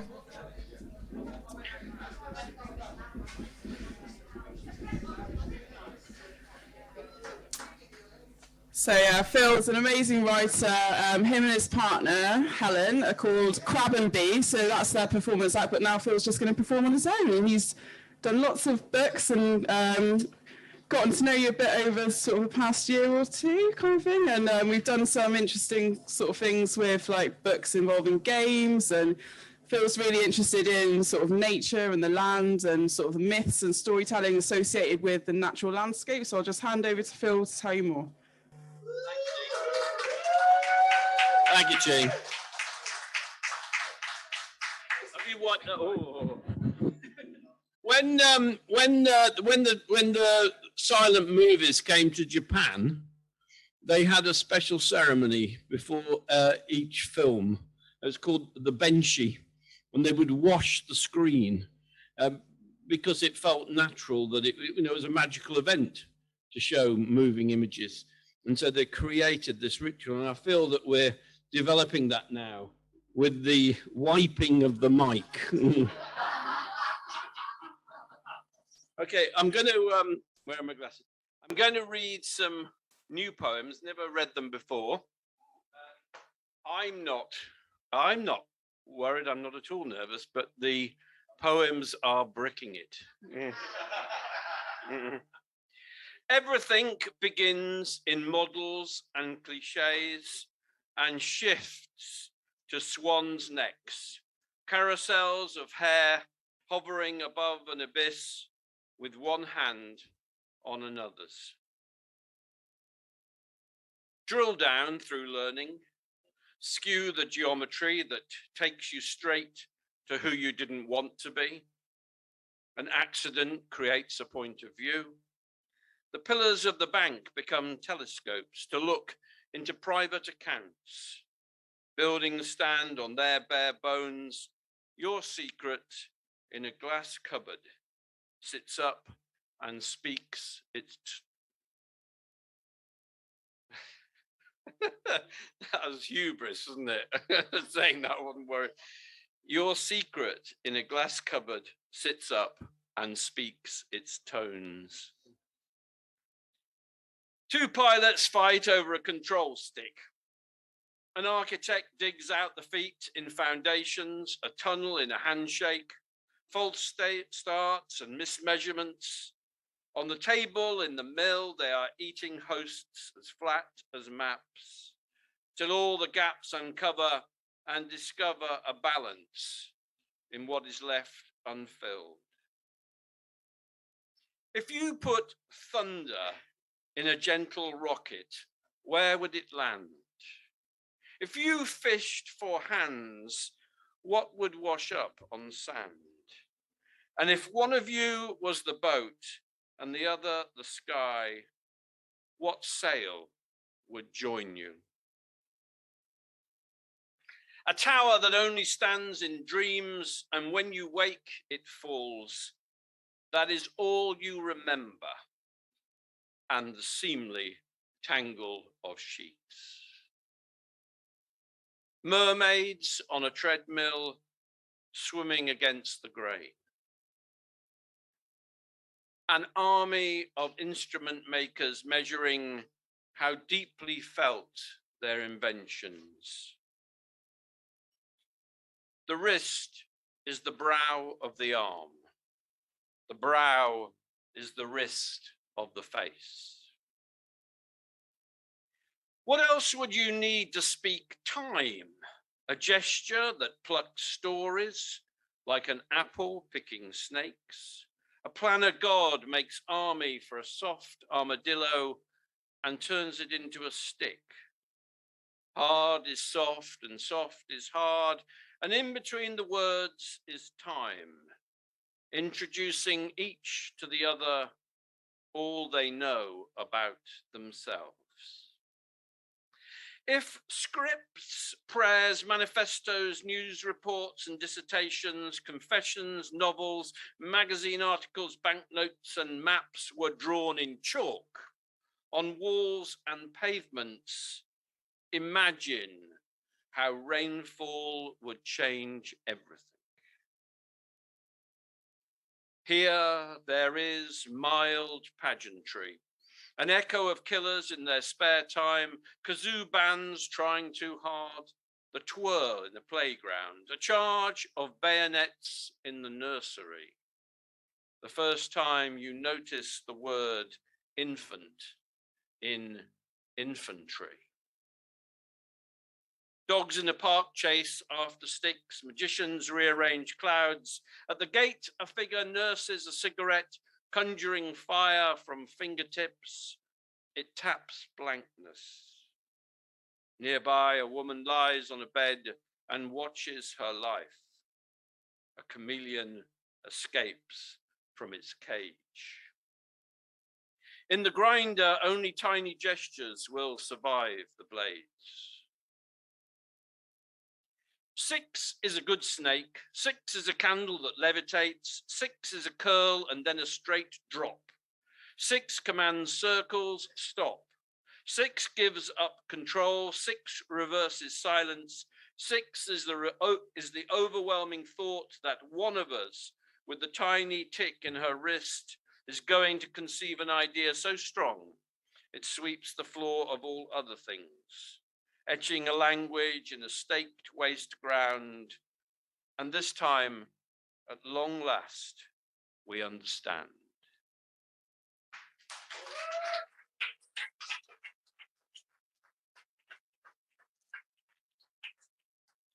And so I'll finish with a poem called Ariadne. To write that you are like the path, the field or the hill, or that the hill, the field or the path are in any way like you, is to do the two of you mischief. For there is no like about it.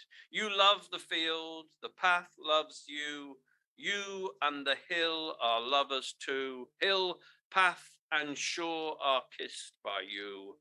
And when you are in the world, it holds you up in more arms than an octopus. So when I walk the path, lie in the field, dip my fingers in the waves or climb the hill, the charms there have nothing to do with me. It's none of my business.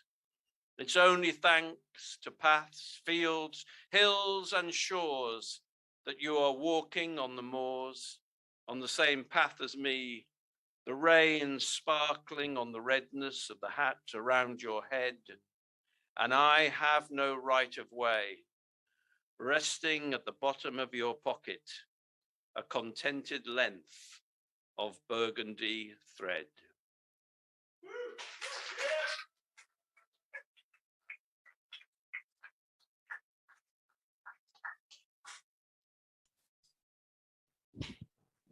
Thank you, Phil Smith. That was amazing. Woo!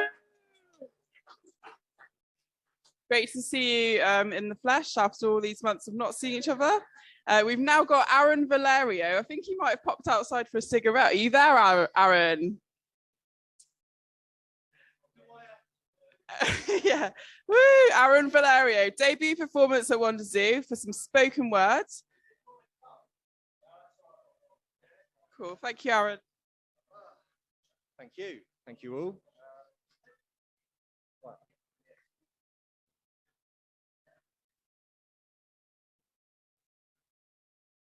Evening. Hello, everybody. So, God, when I first came down here, I thought, what am I doing here with you people? I've done this too many times. I really have. Does anyone here know Dave Allen, the comedian Dave Allen? Yeah. There's a particular delivery in the style. It's kind of important, I think. So if I'm going to stand and tell a story in a Dave Allen style, I need to be smoking something. This is lavender, right? So we aren't actually breaking any laws. This is effectively incense. I wonder if more people are out there smoking incense in public spaces while we're actually available and allowed to. Perhaps a few more tobacco smokers can get away with something as well. You never know. Right, I did have some notes so that I don't deviate too much, because I'm quite prone to that.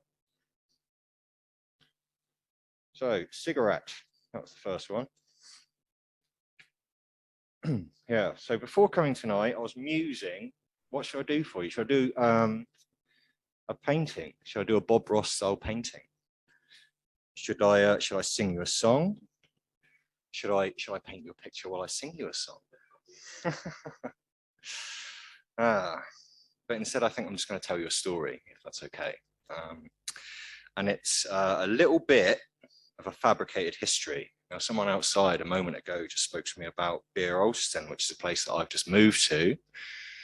There's a lot of mining history out in Beer Alston. I don't know if anyone knows like the Gunners Lake Trail and all of the stuff out there. So like 100 years ago, 200 years ago, they were pulling out a shitload of silver and lead and arsenic and really interesting things out of the ground out there. A lot of it's still laying around in the cliffs and hill walks and so forth out there. Let's get rid of that. So, right, in the last few months out in Beer Alston, I've been rocking around. Geoffrey Cox happens to live out there as well. Does anyone know Geoffrey Cox? MP for the Conservative Party? Yeah? Massive fox hunter. Sorry? Really? I've invited him out for a fist fight. I've passed him in the lanes. Story. I started saying out loud outside, which was while he was doing one of his fox hunt things, I passed Geoffrey Cox in one of his Land Rovers. And I said, because the lanes are really short out there, I go everywhere on foot. I've stepped into the side and this big car's gone past. His windows down. I've said, not a lot of security out here, Jeff, is there? And he blanched, he visibly blanched. So he hasn't been seen around a lot around the village since I've been out there. But anyway, the point is the mining. Right, so there was a load of it, right? One of the biggest silver veins in the world lies north to south under the Tamar River. Right, what's that about? Anyone? No? Right, so apparently, I haven't got any dates or anything for you because I'm sure I've got it written here, but basically, the Cornish, and it is the Cornish because the Cornish have been exported all over the world to dig holes on behalf of other people. So the Cornish basically come over the river and they started digging up silver for the then region, right? And the region started coming down saying, I think you're pulling out more ore than you're giving me, which is, so bailiffs started coming down frequently and often, really, really regularly. If anyone has the opportunity, look into the Marister Estate and the Lopwell Dam. Actually, when I leave here, I'm going to walk up Tavistock Road. There's a tidal estuary called the Lopwell Dam. And when I'm going back to Beer Alston, I'll cross this tidal estuary. Awesome piece of landscape. Get out there, have a look at it, because it's fucking epic. Right, so anyway, Lopwell, massive manor house built out there, and this was part of the crucial thing. So the king comes down, looks how everybody's living. He's like, fucking hell, you guys are pulling in some quids here. What the fuck is going on? I'm getting what off you? So he starts pulling a real problem. He starts sending bailiffs down and really like, you know, how much ore have you got in here? What's this? What's this worth? How much this way? And really causing problems for the boys that just want to have a cider and die at 50 because they're hauling out arsenic out of fucking ground. So, right, and this is an interesting thing. This is the unwritten history that I've sort of stumbled upon. There's a place called the South Tamar Mine, right? And this is the one that the old king was really, really interested in. He started stretching out the tunnels subterraneously into the other mines so that they could start to quantify, because the way that the valleys are laid up out there, I reckon they brought the bailiffs down, run them down on the train line, said, here's a Cornish daughter, have a pint of cider and fuck off home, right? They didn't show them everything. So basically, I've got this notion, and it sort of makes sense, the more people that I speak to, that basically in midnight hour, right, a bunch of Cornish boys went down there and they collapsed the mine. They said, do you know what? Fuck this king, fuck this silver, subterfuge. We're going to sink the mine, we're going to go fucking fishing instead. And I think that if you read between the lines in all of the recent or relevant places, that's probably what you'll find is give or take true in terms of reflections in the treasury and everything like that. Subterfuge is the crucial word of that story. I was a little bit rambling, I know. Subterfuge. Now, like I say, when I first came down here, I was thinking to myself, God, what am I doing down here? But having listened to all of you speak, I think I'm in the right place. Unfortunately, I think I'm in the right place. So I'm going to close my little bit and my little story with a reflection of how is it that all of us have inadvertently, right, ended up here this evening working for a Tory council and the rank organisation? That's a fucking curious question, isn't it? So I'm going to leave it at that.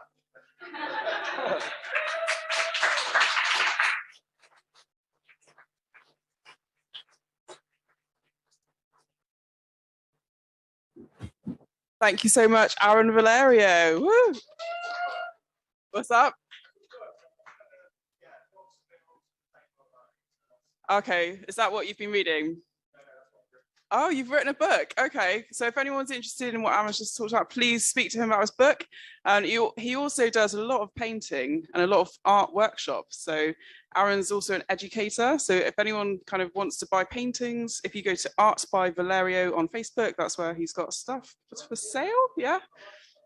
Yeah.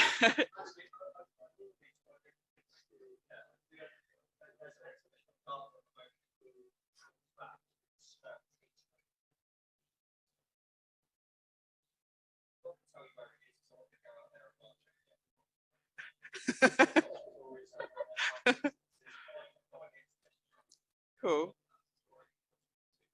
Okay, so that's got your work in it, yeah? Oh, awesome.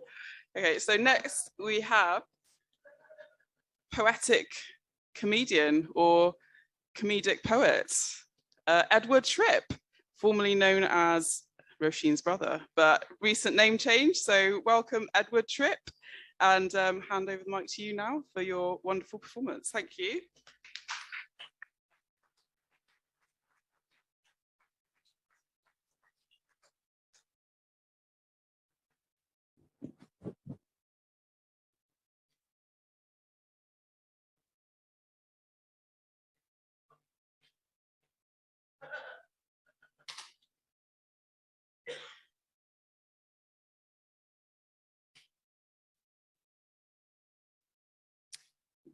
Hello, everyone. I would actually like to dedicate this first poem to Brian Herdman, who by complete coincidence is doing the entertainment this weekend for my son's 10th birthday. How could that possibly go wrong? This is entitled, Bind Us Together, Lord. Bind us together, Lord. Bind us together with cords that cannot be broken. Bind us together, Lord. Bind us together. Bind us together with love. Bind us together, Lord, with 5mm extension cord. Bind my wrists to the backs of my knees. Don't scrimp on the gaffer tip. Don't let my love escape. Bind me to the base of that tree. Bind us together, Lord. Bind us together with complex cosmetic surgery. I love my new Siamese twin. And now that we share our sin, we get to spend less time in purgatory. Grind us together, Lord. Refine us in powdered form. Don't let our love go to waste. And then, when you need our love, rehydrate our powdered form and bind us like wallpaper paste.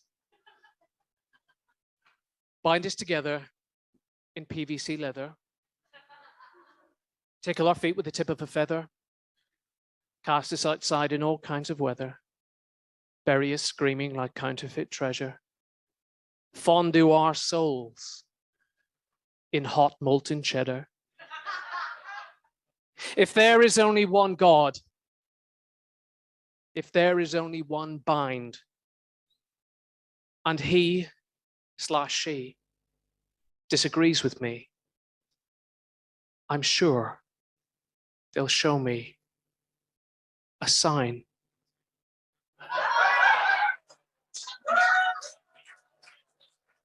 Shit. Okay, so that's never happened before.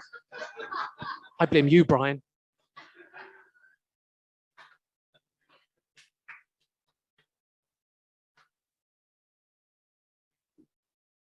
This next poem is about the perils of indecisiveness.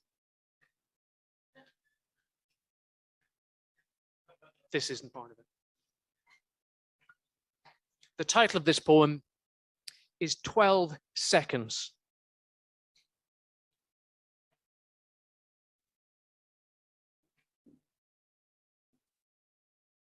I've left room for milk. The barista replied. His tone of impatience clearly implied. I'll have it myself. And I did. And it took 12 seconds. or thereabouts. 12 seconds, I reckon.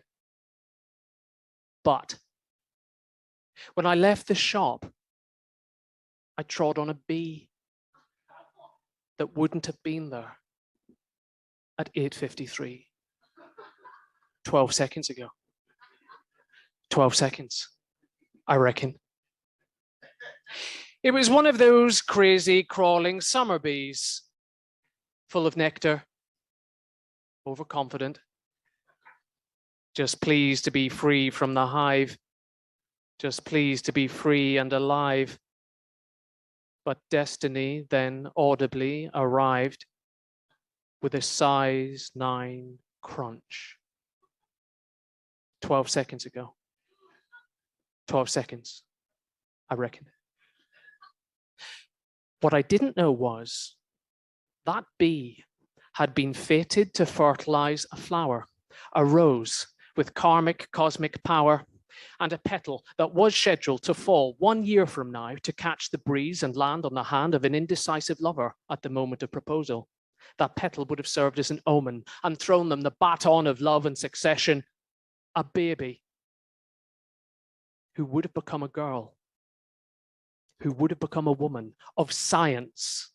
And she would have curbed our reliance on the random hand of destiny, because she would have built the world's first supercomputer. A supercomputer capable of calculating all risk. A supercomputer capable of calculating 10 to the power of 42 floating point operations per second, or thereabouts. 10 to the power of 42 floating point operations per second, I reckon.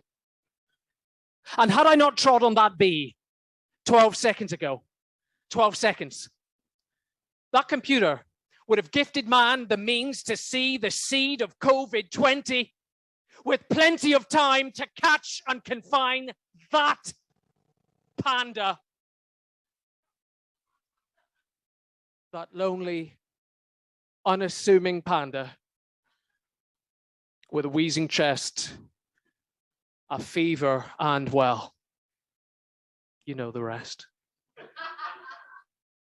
And then my daydream stopped, and I was back inside the coffee shop. Room for milk? The barista implied. Are you fucking serious? I replied. Thanks to your lackluster customer service, I might get the timings wrong again and step on the bee of destiny. Do you want me to step on the bee of destiny? Do you? Do you want me to step on the bee of destiny? Will you pay for my flights? Will you pay for my flights to China? Someone's going to have to kill that diseased panda. I won't go through another lockdown.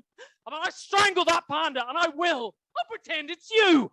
I'll pretend it's you. Oh, but don't strangle the panda. It's so cute. And also, pandas are an endangered species. Use your fucking brain.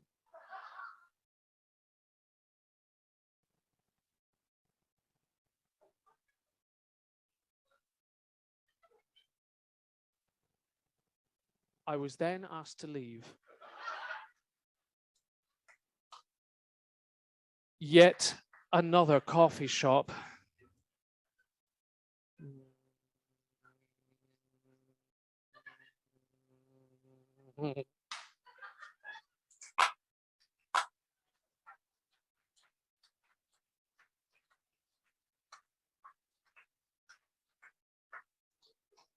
This next poem is a coming of age poem.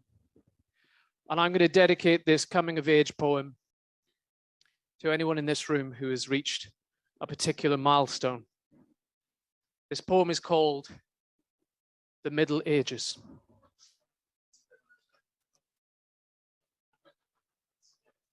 I have entered the Middle Ages, and I know this because I now laugh when I think about meerkats.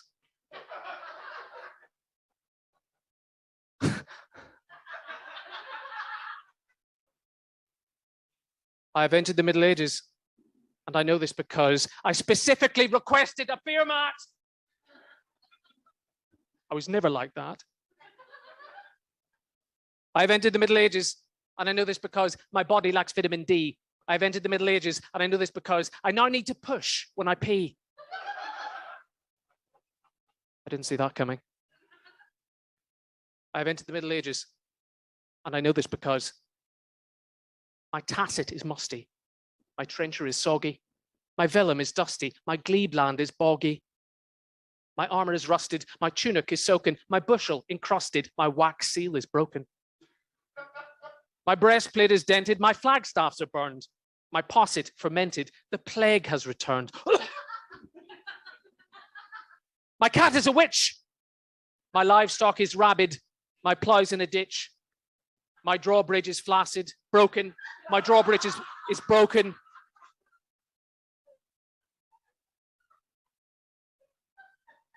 I have entered the Middle Ages, and I know this because I once went into a sandwich shop and tried to order a ham and cheese panini. But what I actually ordered was a ham and cheese panani.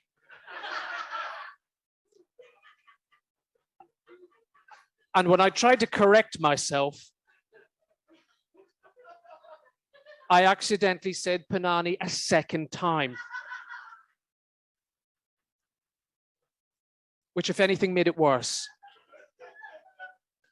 One would imagine saying panani a third time might provoke a laugh. Apparently, screaming the word panani 3 times in a public space in the presence of minors actually provokes a restraining order. Who knew? I've entered the Middle Ages, and I know this because if potential was a party, I'm no longer invited. My mind now frays like a ribbon. Imagination stagnates where once it ignited and danced like an energized gibbon. There's no greater pain than the heartbreaking thought it's too late to retrain as an astronaut. Thank you.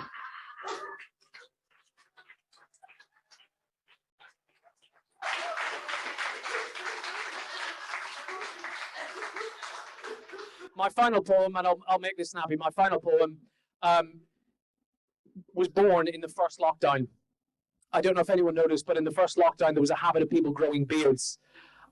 Maybe in a hipster way, I don't know, but I already had a beard. So my reaction was to grow an even bigger beard. But I quickly realized that it was a mistake. Not just any mistake, but probably the biggest mistake of my life. And for the first time in my life, I actually experienced prejudice. So this is the morality tale I'd like to share with you, and it is called The Ballad of the Lockdown Mock Beard.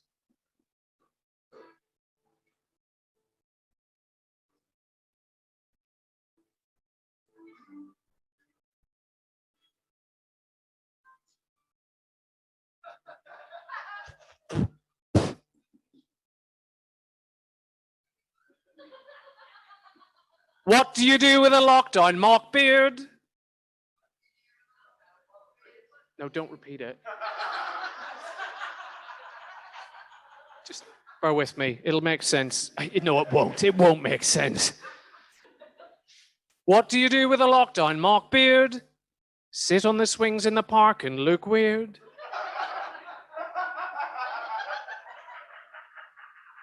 It's gonna take a while to have my name cleared. If only I'd worn trousers.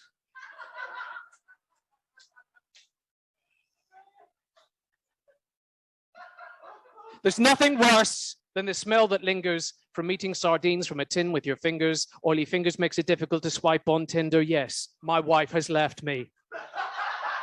Happy now! So now I live in a squat with a tramp called Andy. We eat corned beef and drink warm shandy. I sterilize my toothbrush in stolen brandy. My court case is in 6 weeks.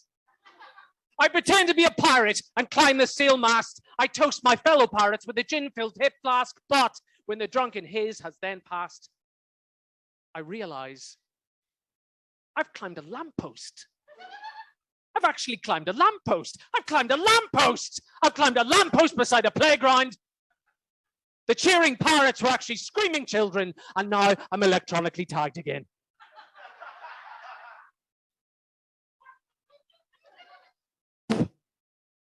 My drunk friend Andy starts to slouch, so I heave him onto the broken couch and steal the LSD from his secret drug pouch to take a trip to the 90s. Time travel feels better when you add barbiturates. If that's a problem, I'll solve it. Check out the hook while my DJ revolves it.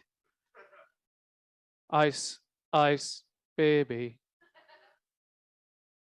What happens next occurs in flashback. I'm running through a forest like a hairy Sasquatch. I stumble on a couple having sex in a hatchback. Holden Woods is scary. Allegedly. Time travel feels better when you add barbiturates. If that's a problem, I'll solve it. I know I said this already in verse 6, but time travel fucks with your mind. With no more money, I go full hipster. I start making money as a woke barista. Apparently, this bird is hip in Bristol. I apply for jobs in Gloucester. I get a new job, but it clashes with my court date. And I'm very surprised when I recognize the magistrate. Last time I saw him, he was lying prostrate, shagging in a hatchback. Needless to say, the trial was easy. My tag was removed and the magistrate freed me. He offered me a lift by means of apology. And I wish I'd said no. When the drugs wore off and I finally came to, I was in the judge's car with his naked wife, Sue. She told me we were going to a Holden barbecue. But maybe she didn't say that. Maybe she didn't say barbecue. Maybe that's not the term she used. Maybe she didn't say barbecue. Maybe she said spit roast. Maybe she said, oh. No.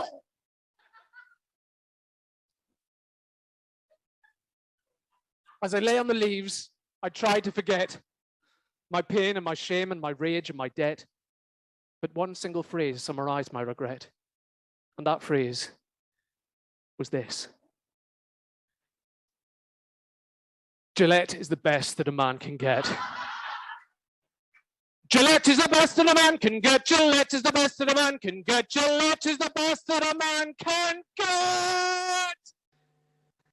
The thing is, if it's a hot day, okay, and you decide to remove your trousers in a public space, knowing full well that you're wearing a pair of boxer briefs that look very like shorts, what's the problem with that? What is the problem with that? Ladies and gentlemen, I've been Edward Tripp. Thank you for listening.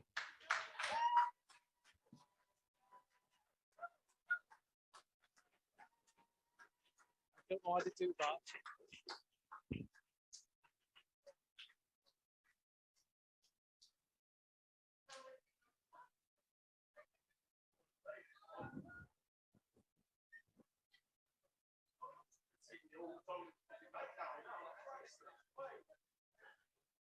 Thank you so much, Edward Tripp.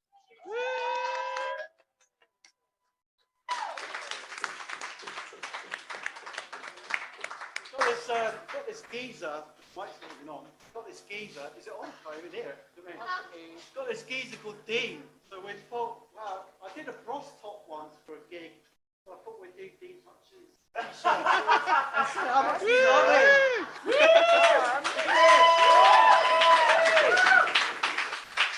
So, just for you, when will you be famous?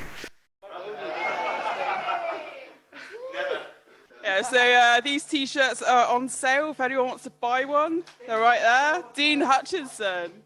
Yeah, so Dean's going to be our headlining slot tonight with his amazing singer-songwriting and hard-hitting lyrics and political statements. So thank you so much for being here, Dean. Welcome to the stage.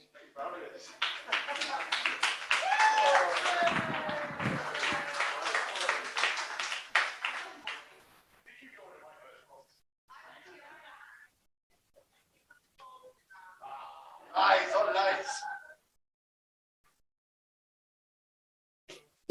Sorting shit out.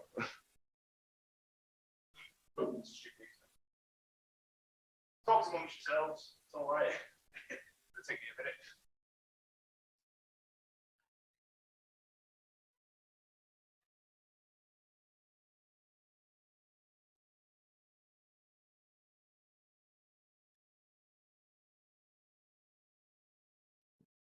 It did used to be the White Rabbit. It's not anymore.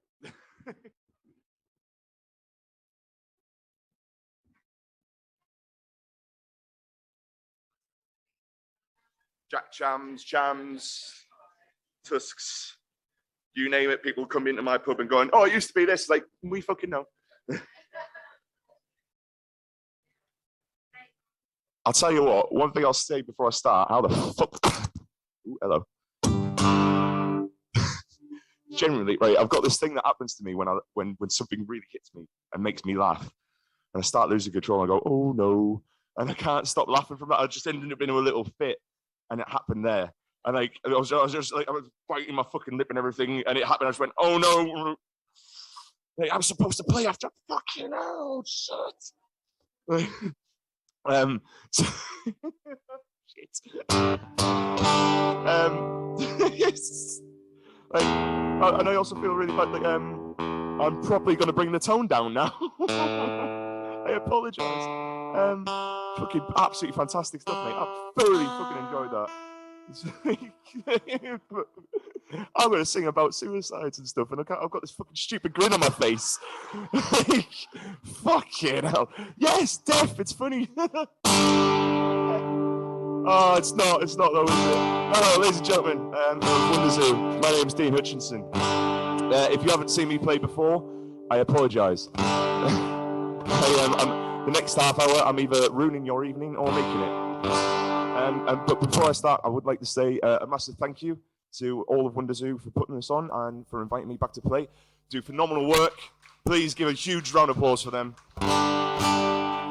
They do a lot for the community of Stonehouse. I started my career in communities like this and folk clubs, and to see something like this happening in Plymouth and the phenomenal amount of work that they put into it, like, seriously, they deserve a lot more credit and praise than they do get. And dealing in these difficult times, seriously, for a lot of them, thank you so much. And a huge thank you and round of applause for everyone that's performed and played tonight. Fucking Jesus Christ, it's been a fucking phenomenal night. You've all been brilliant.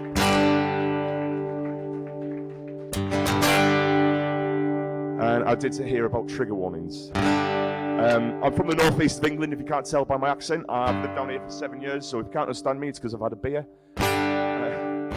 And now saying my jokes that I do on my set, fucking feel like shit next to him. I sing songs about mental health, politics, depression, suicide. So please enjoy.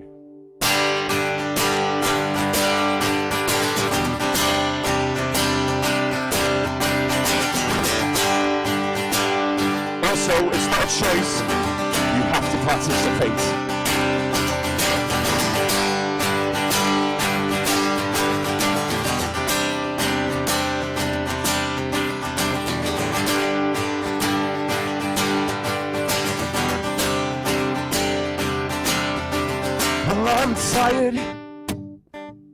Well, I'm tired of being tired. I sit on my couch watching my TV screens, and I'm sick. Well, I'm sick of being sick. Just sitting on my couch, not really doing anything. But what do we do with these choices? We'll take to the streets to hear our voices. I don't think I really need that. And we'll scream and we'll shout, know that we're here. And eventually, someone will care.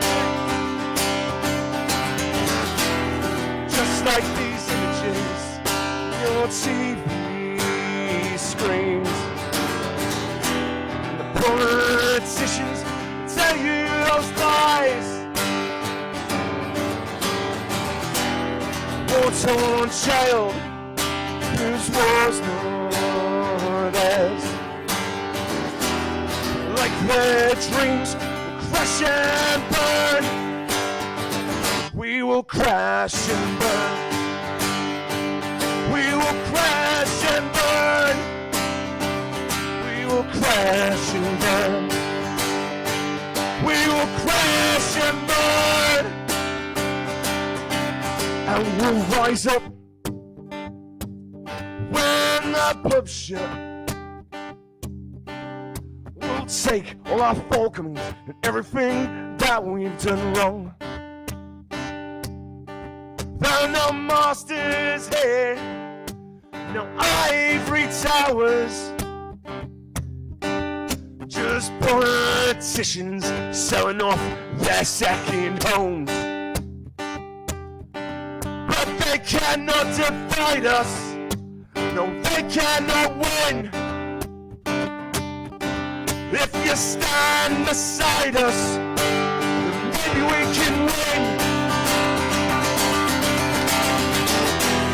Just like these images, your TV screens.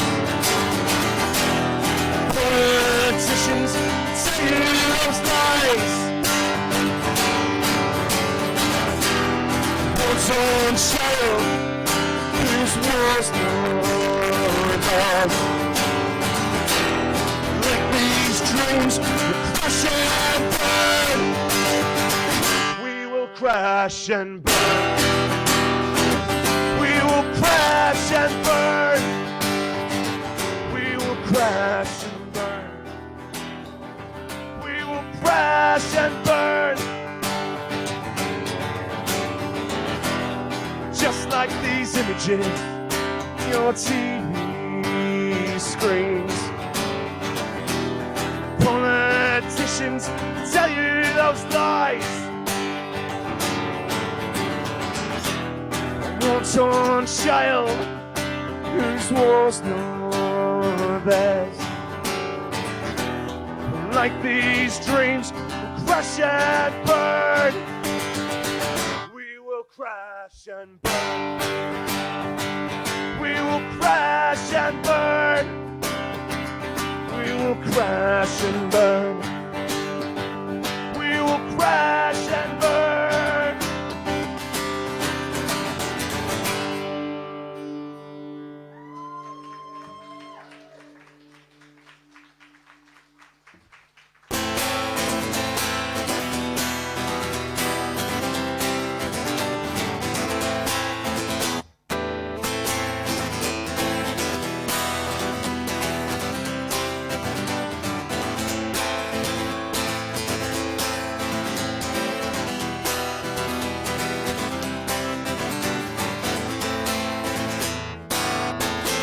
Corporations, the expectations, my life's a sell by date. It's understanding the concentration, it's not too late. Food waste, it seems to be a 21st century problem. You see it flowing out into the streets. We've got so many problems. But Tesco's, they won't help their own. They're putting locks on their bins. A human being out all alone. Where do I begin? 'Cause it's corporations, the expectations, my life's a sell by date. It's understanding the concentration, it's not too late. Well, I've worked since I was 18 years old, and I'm working still. I work my fingers down to the bone, I still don't get my fill. These rich kids complain and whine when they don't get cocaine. They've never worked a day in their lives. Why should they complain? 'Cause it's corporations, the expectations, my life's a sell by date. It's understanding the concentration, it's not too late.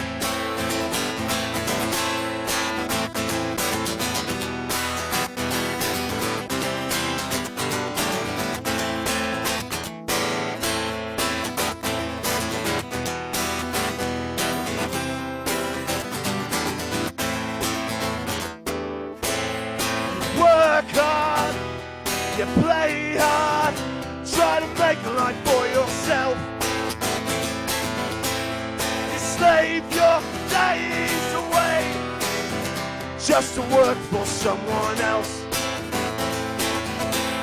And when you're old and tired, ready to rest your head, they raise the retirement age. Go and work until you're fucking dead. 'Cause it's corporations with the expectations, my life's a sell-by date. It's understanding the concentration, it's not too late. It's corporations with the expectations, my life's a sell-by date. It's understanding the concentration, it's not too late.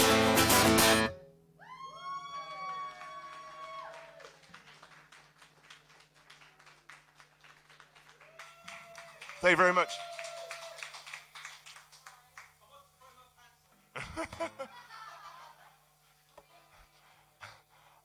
I say no to that. I do not consent. Mainly because I've got enough laundry of my own to do.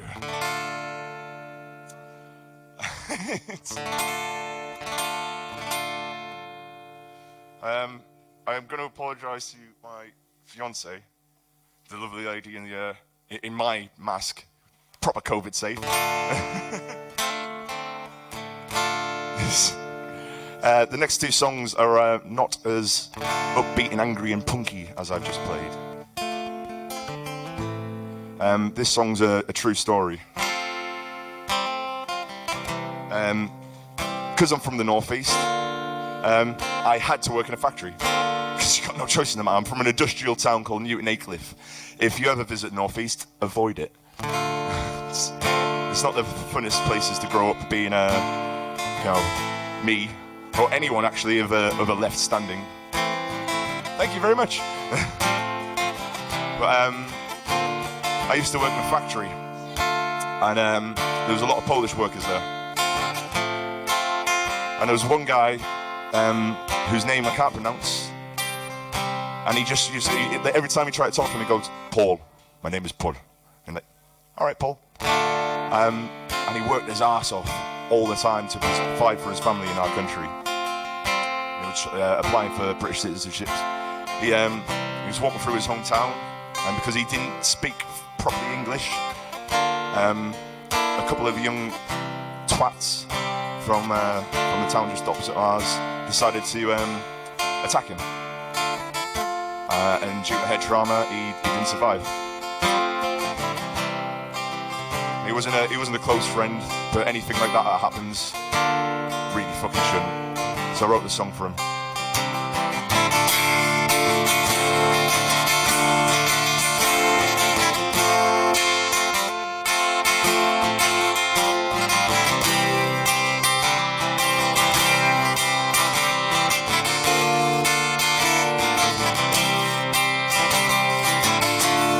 His name was Paul. Worked with his hands. He always did the best that he can.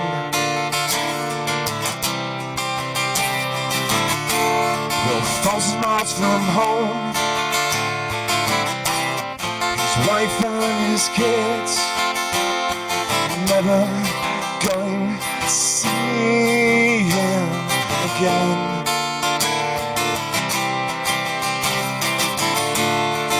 Did what he could,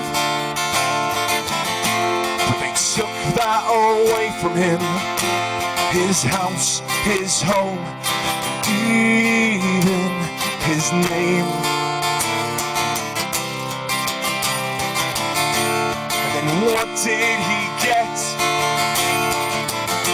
He got kicked to death by racists and lived down his lane. This is your England.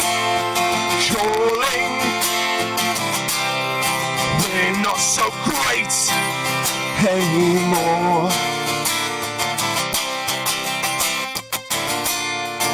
Look at all the good we can do, and we can be great once more. For Paul, I'm sure.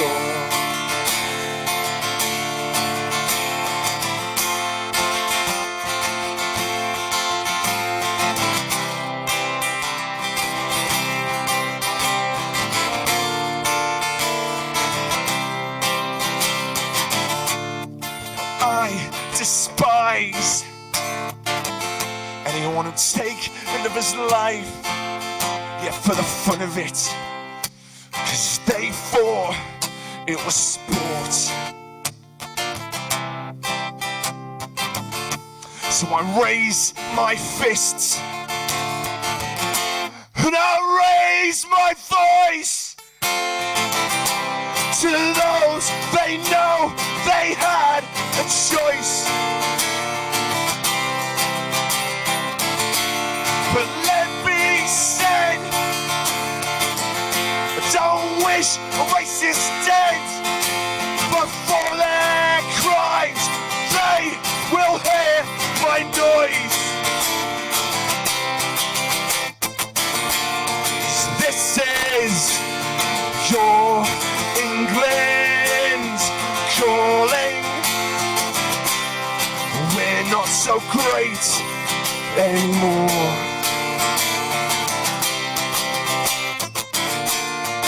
Look at all the good we can do. We can be great once more. For Paul, I'm sure.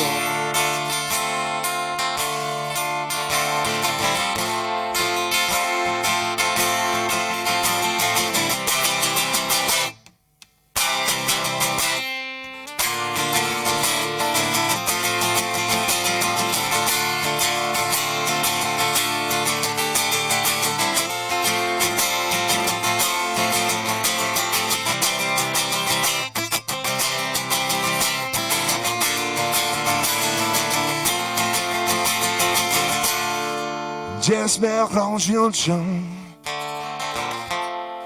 as they would say, for those that we've lost, we will raise our drinks. Let it be said, I don't wish the racists dead, but for their crimes they will surely bleed.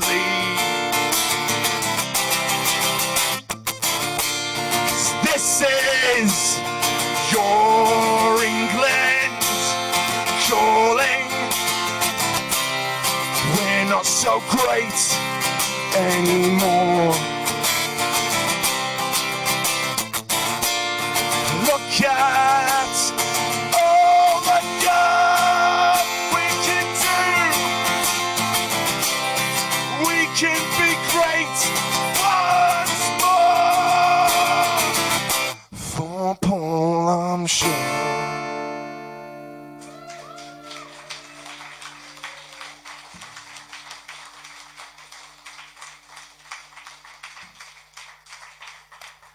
Thank you very much. Let's play more sad songs. Woo.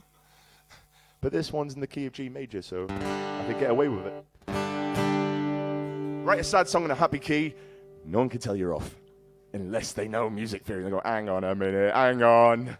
I haven't played this song for a while, actually, live.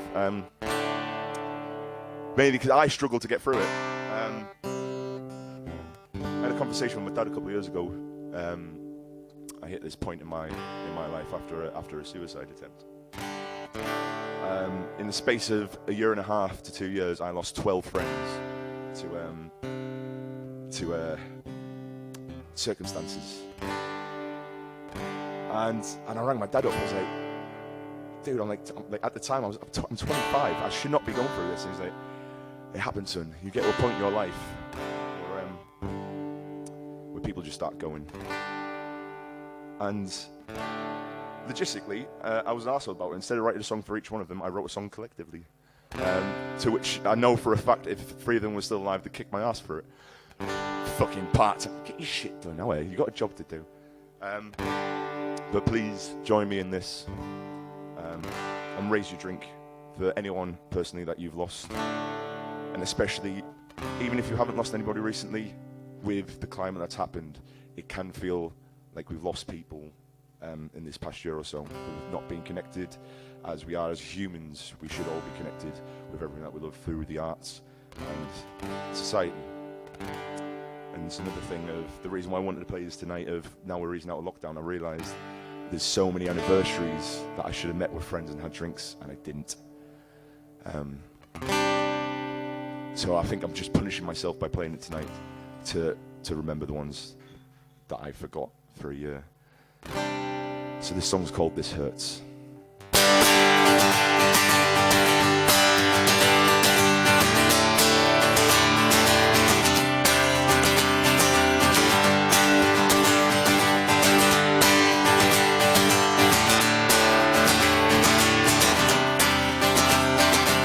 Talk about the dark times, talk about sadness in our hearts. Talk about the things that bring me down, that tear me apart. And I can't help but miss you, mate, you were one of a kind. But it's too late, you're gone, and we've all survived. So every time I have a glass, I raise my drink to you, the one and only time. God damn, this fucking hurts. You're not here. Oh, what a year. God damn, this fucking hurts. You're not here. What a year. 12 times I got drunk, 12 times I'll never forget. 12 lives that they lost, but 12 lives they lived to the end. 12 times I've raised my drink, and never wanna leave it again. 12 times I couldn't pull myself together until the end. God damn, this fucking hurts. You're not here. What a year. God damn, this fucking hurts. You're not here. What a year. Talk about the dark times, talk about the sadness in my heart. Talk about the things that bring me down, that tear me apart. I can't help but miss you, mate, you were one of a kind. But it's too late, you're gone, and we've all survived. So every time I have a glass, I raise my drink to you, the one and only time. God damn, this fucking hurts. You're not here. What a year. God damn, this fucking hurts. You're not here.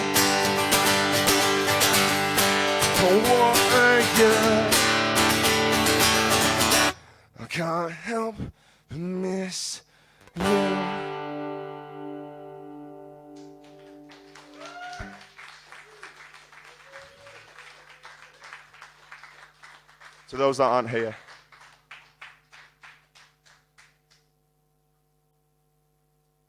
Apologies. Sorry. How much time do I have left? 5 minutes. Cool, you got one. Well, I'll do one more song if you want an encore. I'll see if we get told off or not. No one asks for a fucking encore though, did it?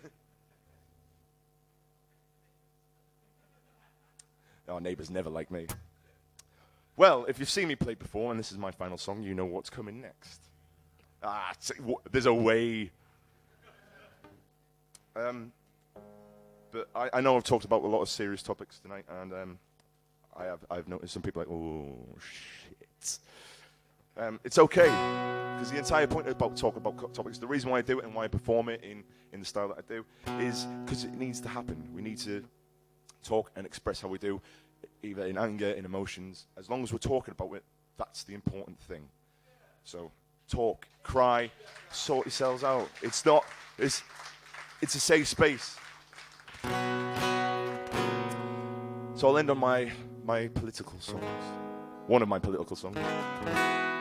And this does, like, I know you don't have to, but for the people that are up for it, sing, because you won't have a choice no matter at one point. I'm just going to go, your turn, and you're going to go, fuck.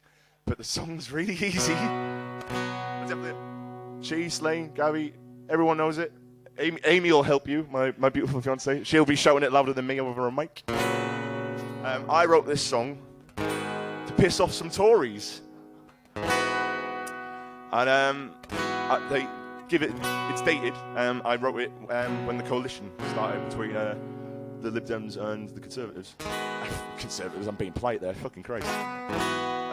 But it's one of those songs that it's catchy. And it's going to follow me to the rest of my fucking days. I do my best to be a professional musician, and I'm shit at it. I've covered some of the I've played with some of the biggest artists that I've always wanted to play with, and I'm still shit at it. But I enjoy it, and that's what fucking matters. So if you don't like it, it's your problem, not mine. But please sing along if you've enjoyed tonight. And please do check out my Facebooks, which I don't use that much. I really should. I'm, again, terrible at my job. I have t-shirts and patches and badges for sale because I need to pay my electricity bill. See, all my jokes fall flat after him, like Christ on the bike. Normally I get a laugh now. Oh, fucking yeah. Oh, poor starving musician, help him out. Bloke turns up, suit and tie, laughs everyone else is like, oh, fucking yeah. At least I got a laugh at that one. I'm all right with that. I can leave happy now. I will sing you the chorus, so then you'll know the words. There is swearing, profanity, and other verses. I've always been a leading left person. My great-great-grandfather was a founding member of the Labour Party. So seen on May 12th, 2021, the death of the Labour Party to Sir fucking Starman. Please, what a wet wipe, isn't he? Please just remember, the entire point of being left-wing or left-leaning is being a decent human being and caring about the people around you and the communities around you. So, just a little bit to the left. And we'll be alright. This is the cheesiest intro to the fucking song I've ever done. Christ on a bike. And we'll sing just a little to the left. We'll be alright. Just a little to the left. We'll be alright. Just a little to the left. We'll be alright. We'll be alright. And that's the chorus. I'll sing it a couple times, you'll get used to it. And I believe in everything that I do. I'm fighting a good fight. War was only started, but I'm gonna be stood at my side. Cause people do what normal people do, but war should be a crime. Can we just stand together beyond a common side? And we'll sing just a little to the left. Alright, just a little to the left, we'll be alright. Just a little to the left, we'll be alright. We'll be alright. Well, I was talking to a Tory supporter, stood outside the library one summer day, and I asked, what the Tories doing for you? Said, I don't know, just listen to what my parents say. Oh. They close down libraries, they're selling off our NHS. We're not gonna have buildings like this someday. So stop listening to what your parents tell you to do, and maybe someday we will sing just a little to the left, we'll be alright. Just a little to the left, we'll be alright. Just a little to the left, we'll be alright. We'll be alright. I am sick of all of this racism. Divided we fall, united we can stand. So fuck the Tories, and you can suck my dick. Oh, and Cameron was fucking pigs, as well as the poor. Hey, just a little to the left, we'll be alright. Just a little to the left, we'll be alright. Just a little to the left, we'll be alright. We'll be alright. It's your turn, are you ready? Just a little to the left, we'll be alright. Just a little to the left, we'll be alright. Just a little to the left. Well, fucking awesome. We'll be alright. Just a little to the left, we'll be alright. Boris Johnson's a fucking cunt. We'll be alright. Just a little to the left, we'll be alright. We'll be alright. Just a little to the left, we'll be alright. Start your fucking centralist. We'll be alright. Just a little to the left, we'll be alright. We'll be alright.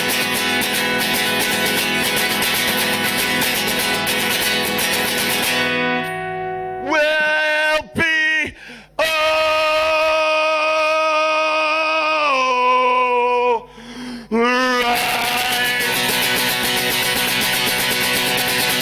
Very much, Dean Hutchinson.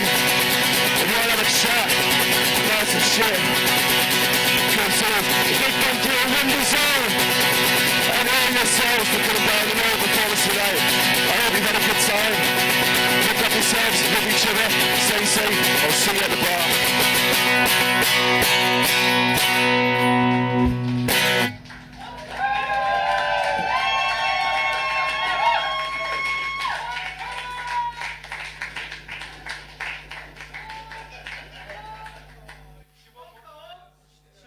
Amy, can we do one more? Should we let in? Well, I don't fucking hear you being loud enough now, so fucking be louder for fuck's sake. Fucking like, I want fucking one more!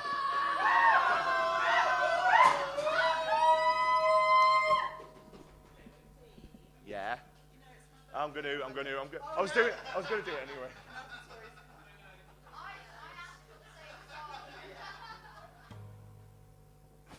Thank you.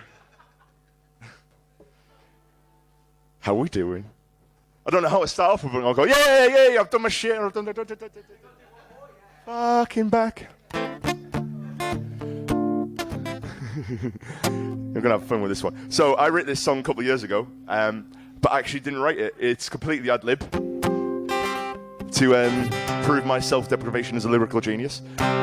Because, well, actually, that's a complete lie. I just couldn't remember the fucking words. So it's always fucking ad lib. And I originally wrote it as Teresa Cunt. Because for wordplay, it works great well. Because the chorus goes, oh wait, no, The Tories are cunts. It worked very well for wordplay. But then, you know, she went, oh, I can't do this shit anymore and fucked off. And then we got someone worse. So, this, ladies and gentlemen, this song's called Johnson's a Cunt. If I can remember the chord progression. There it is.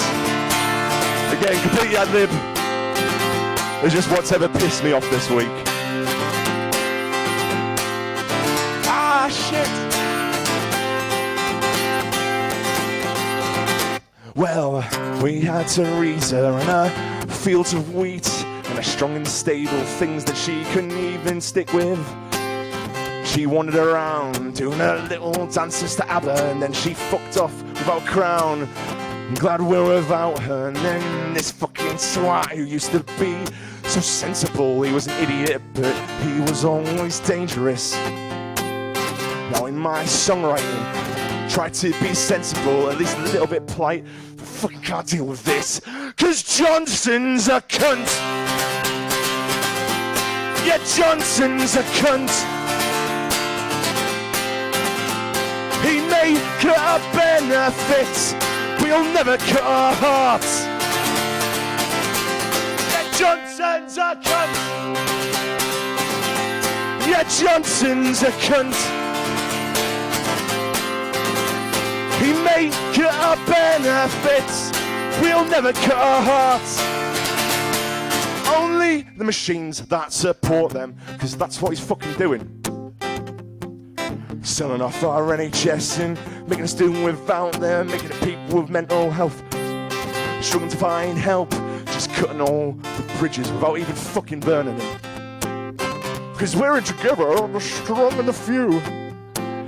This daft cunt doesn't even know what he needs to do. He's eating train like a never fucking prick. Got his private school kids trying to tell us how to live, but I've been on the streets like most of you. We've struggled, we fought through, but we fight what we need to do. And this little prick thinks he all of this, and I can't deal with this anymore. Why are we standing for this? He's a cunt. Yeah, Johnson's a cunt.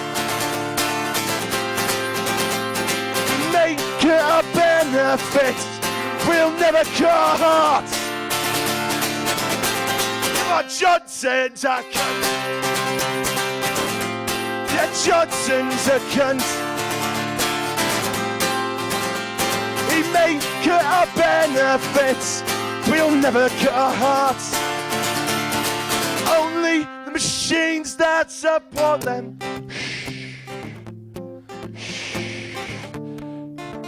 Tell you a story. I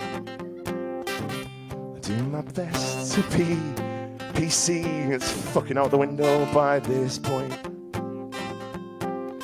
won't put all my blame into this one fucking Tory, but that's beside the point.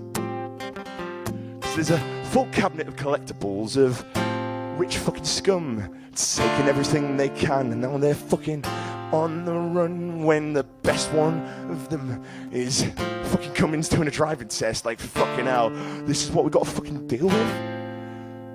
Why are people like this in power, thinking they know me and you and what we've been through and how we see our love lives? Like, what the Christ? They think they know us, and I want to put all my blame into one measly, stupid head, fucking me. Wanking arsehole that was a national, international embarrassment at the G7 summit and can't even fucking dress themselves. If he was a woman, he wouldn't have got the fucking job because he's left his fucking white. Oh, that's a whole different thing. What a prick. And also, let's have a fucking reminder of the racist book that he wrote and all the other dodgy shit he's done. But yeah, sadly, you can't have a party with just one. So, the Tories are cunts! The Tories are cunts!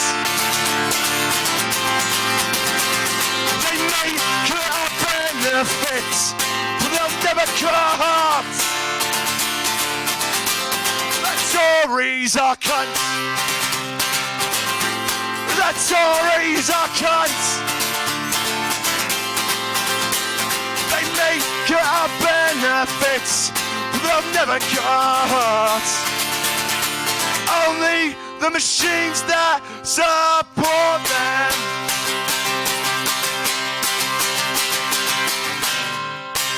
Thank you very much.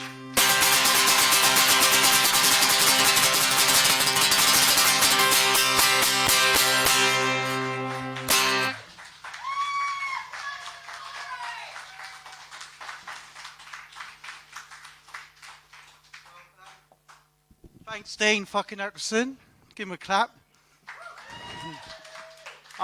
Thanks to everybody that's come tonight, and especially big thanks for Tim coming up from Exeter.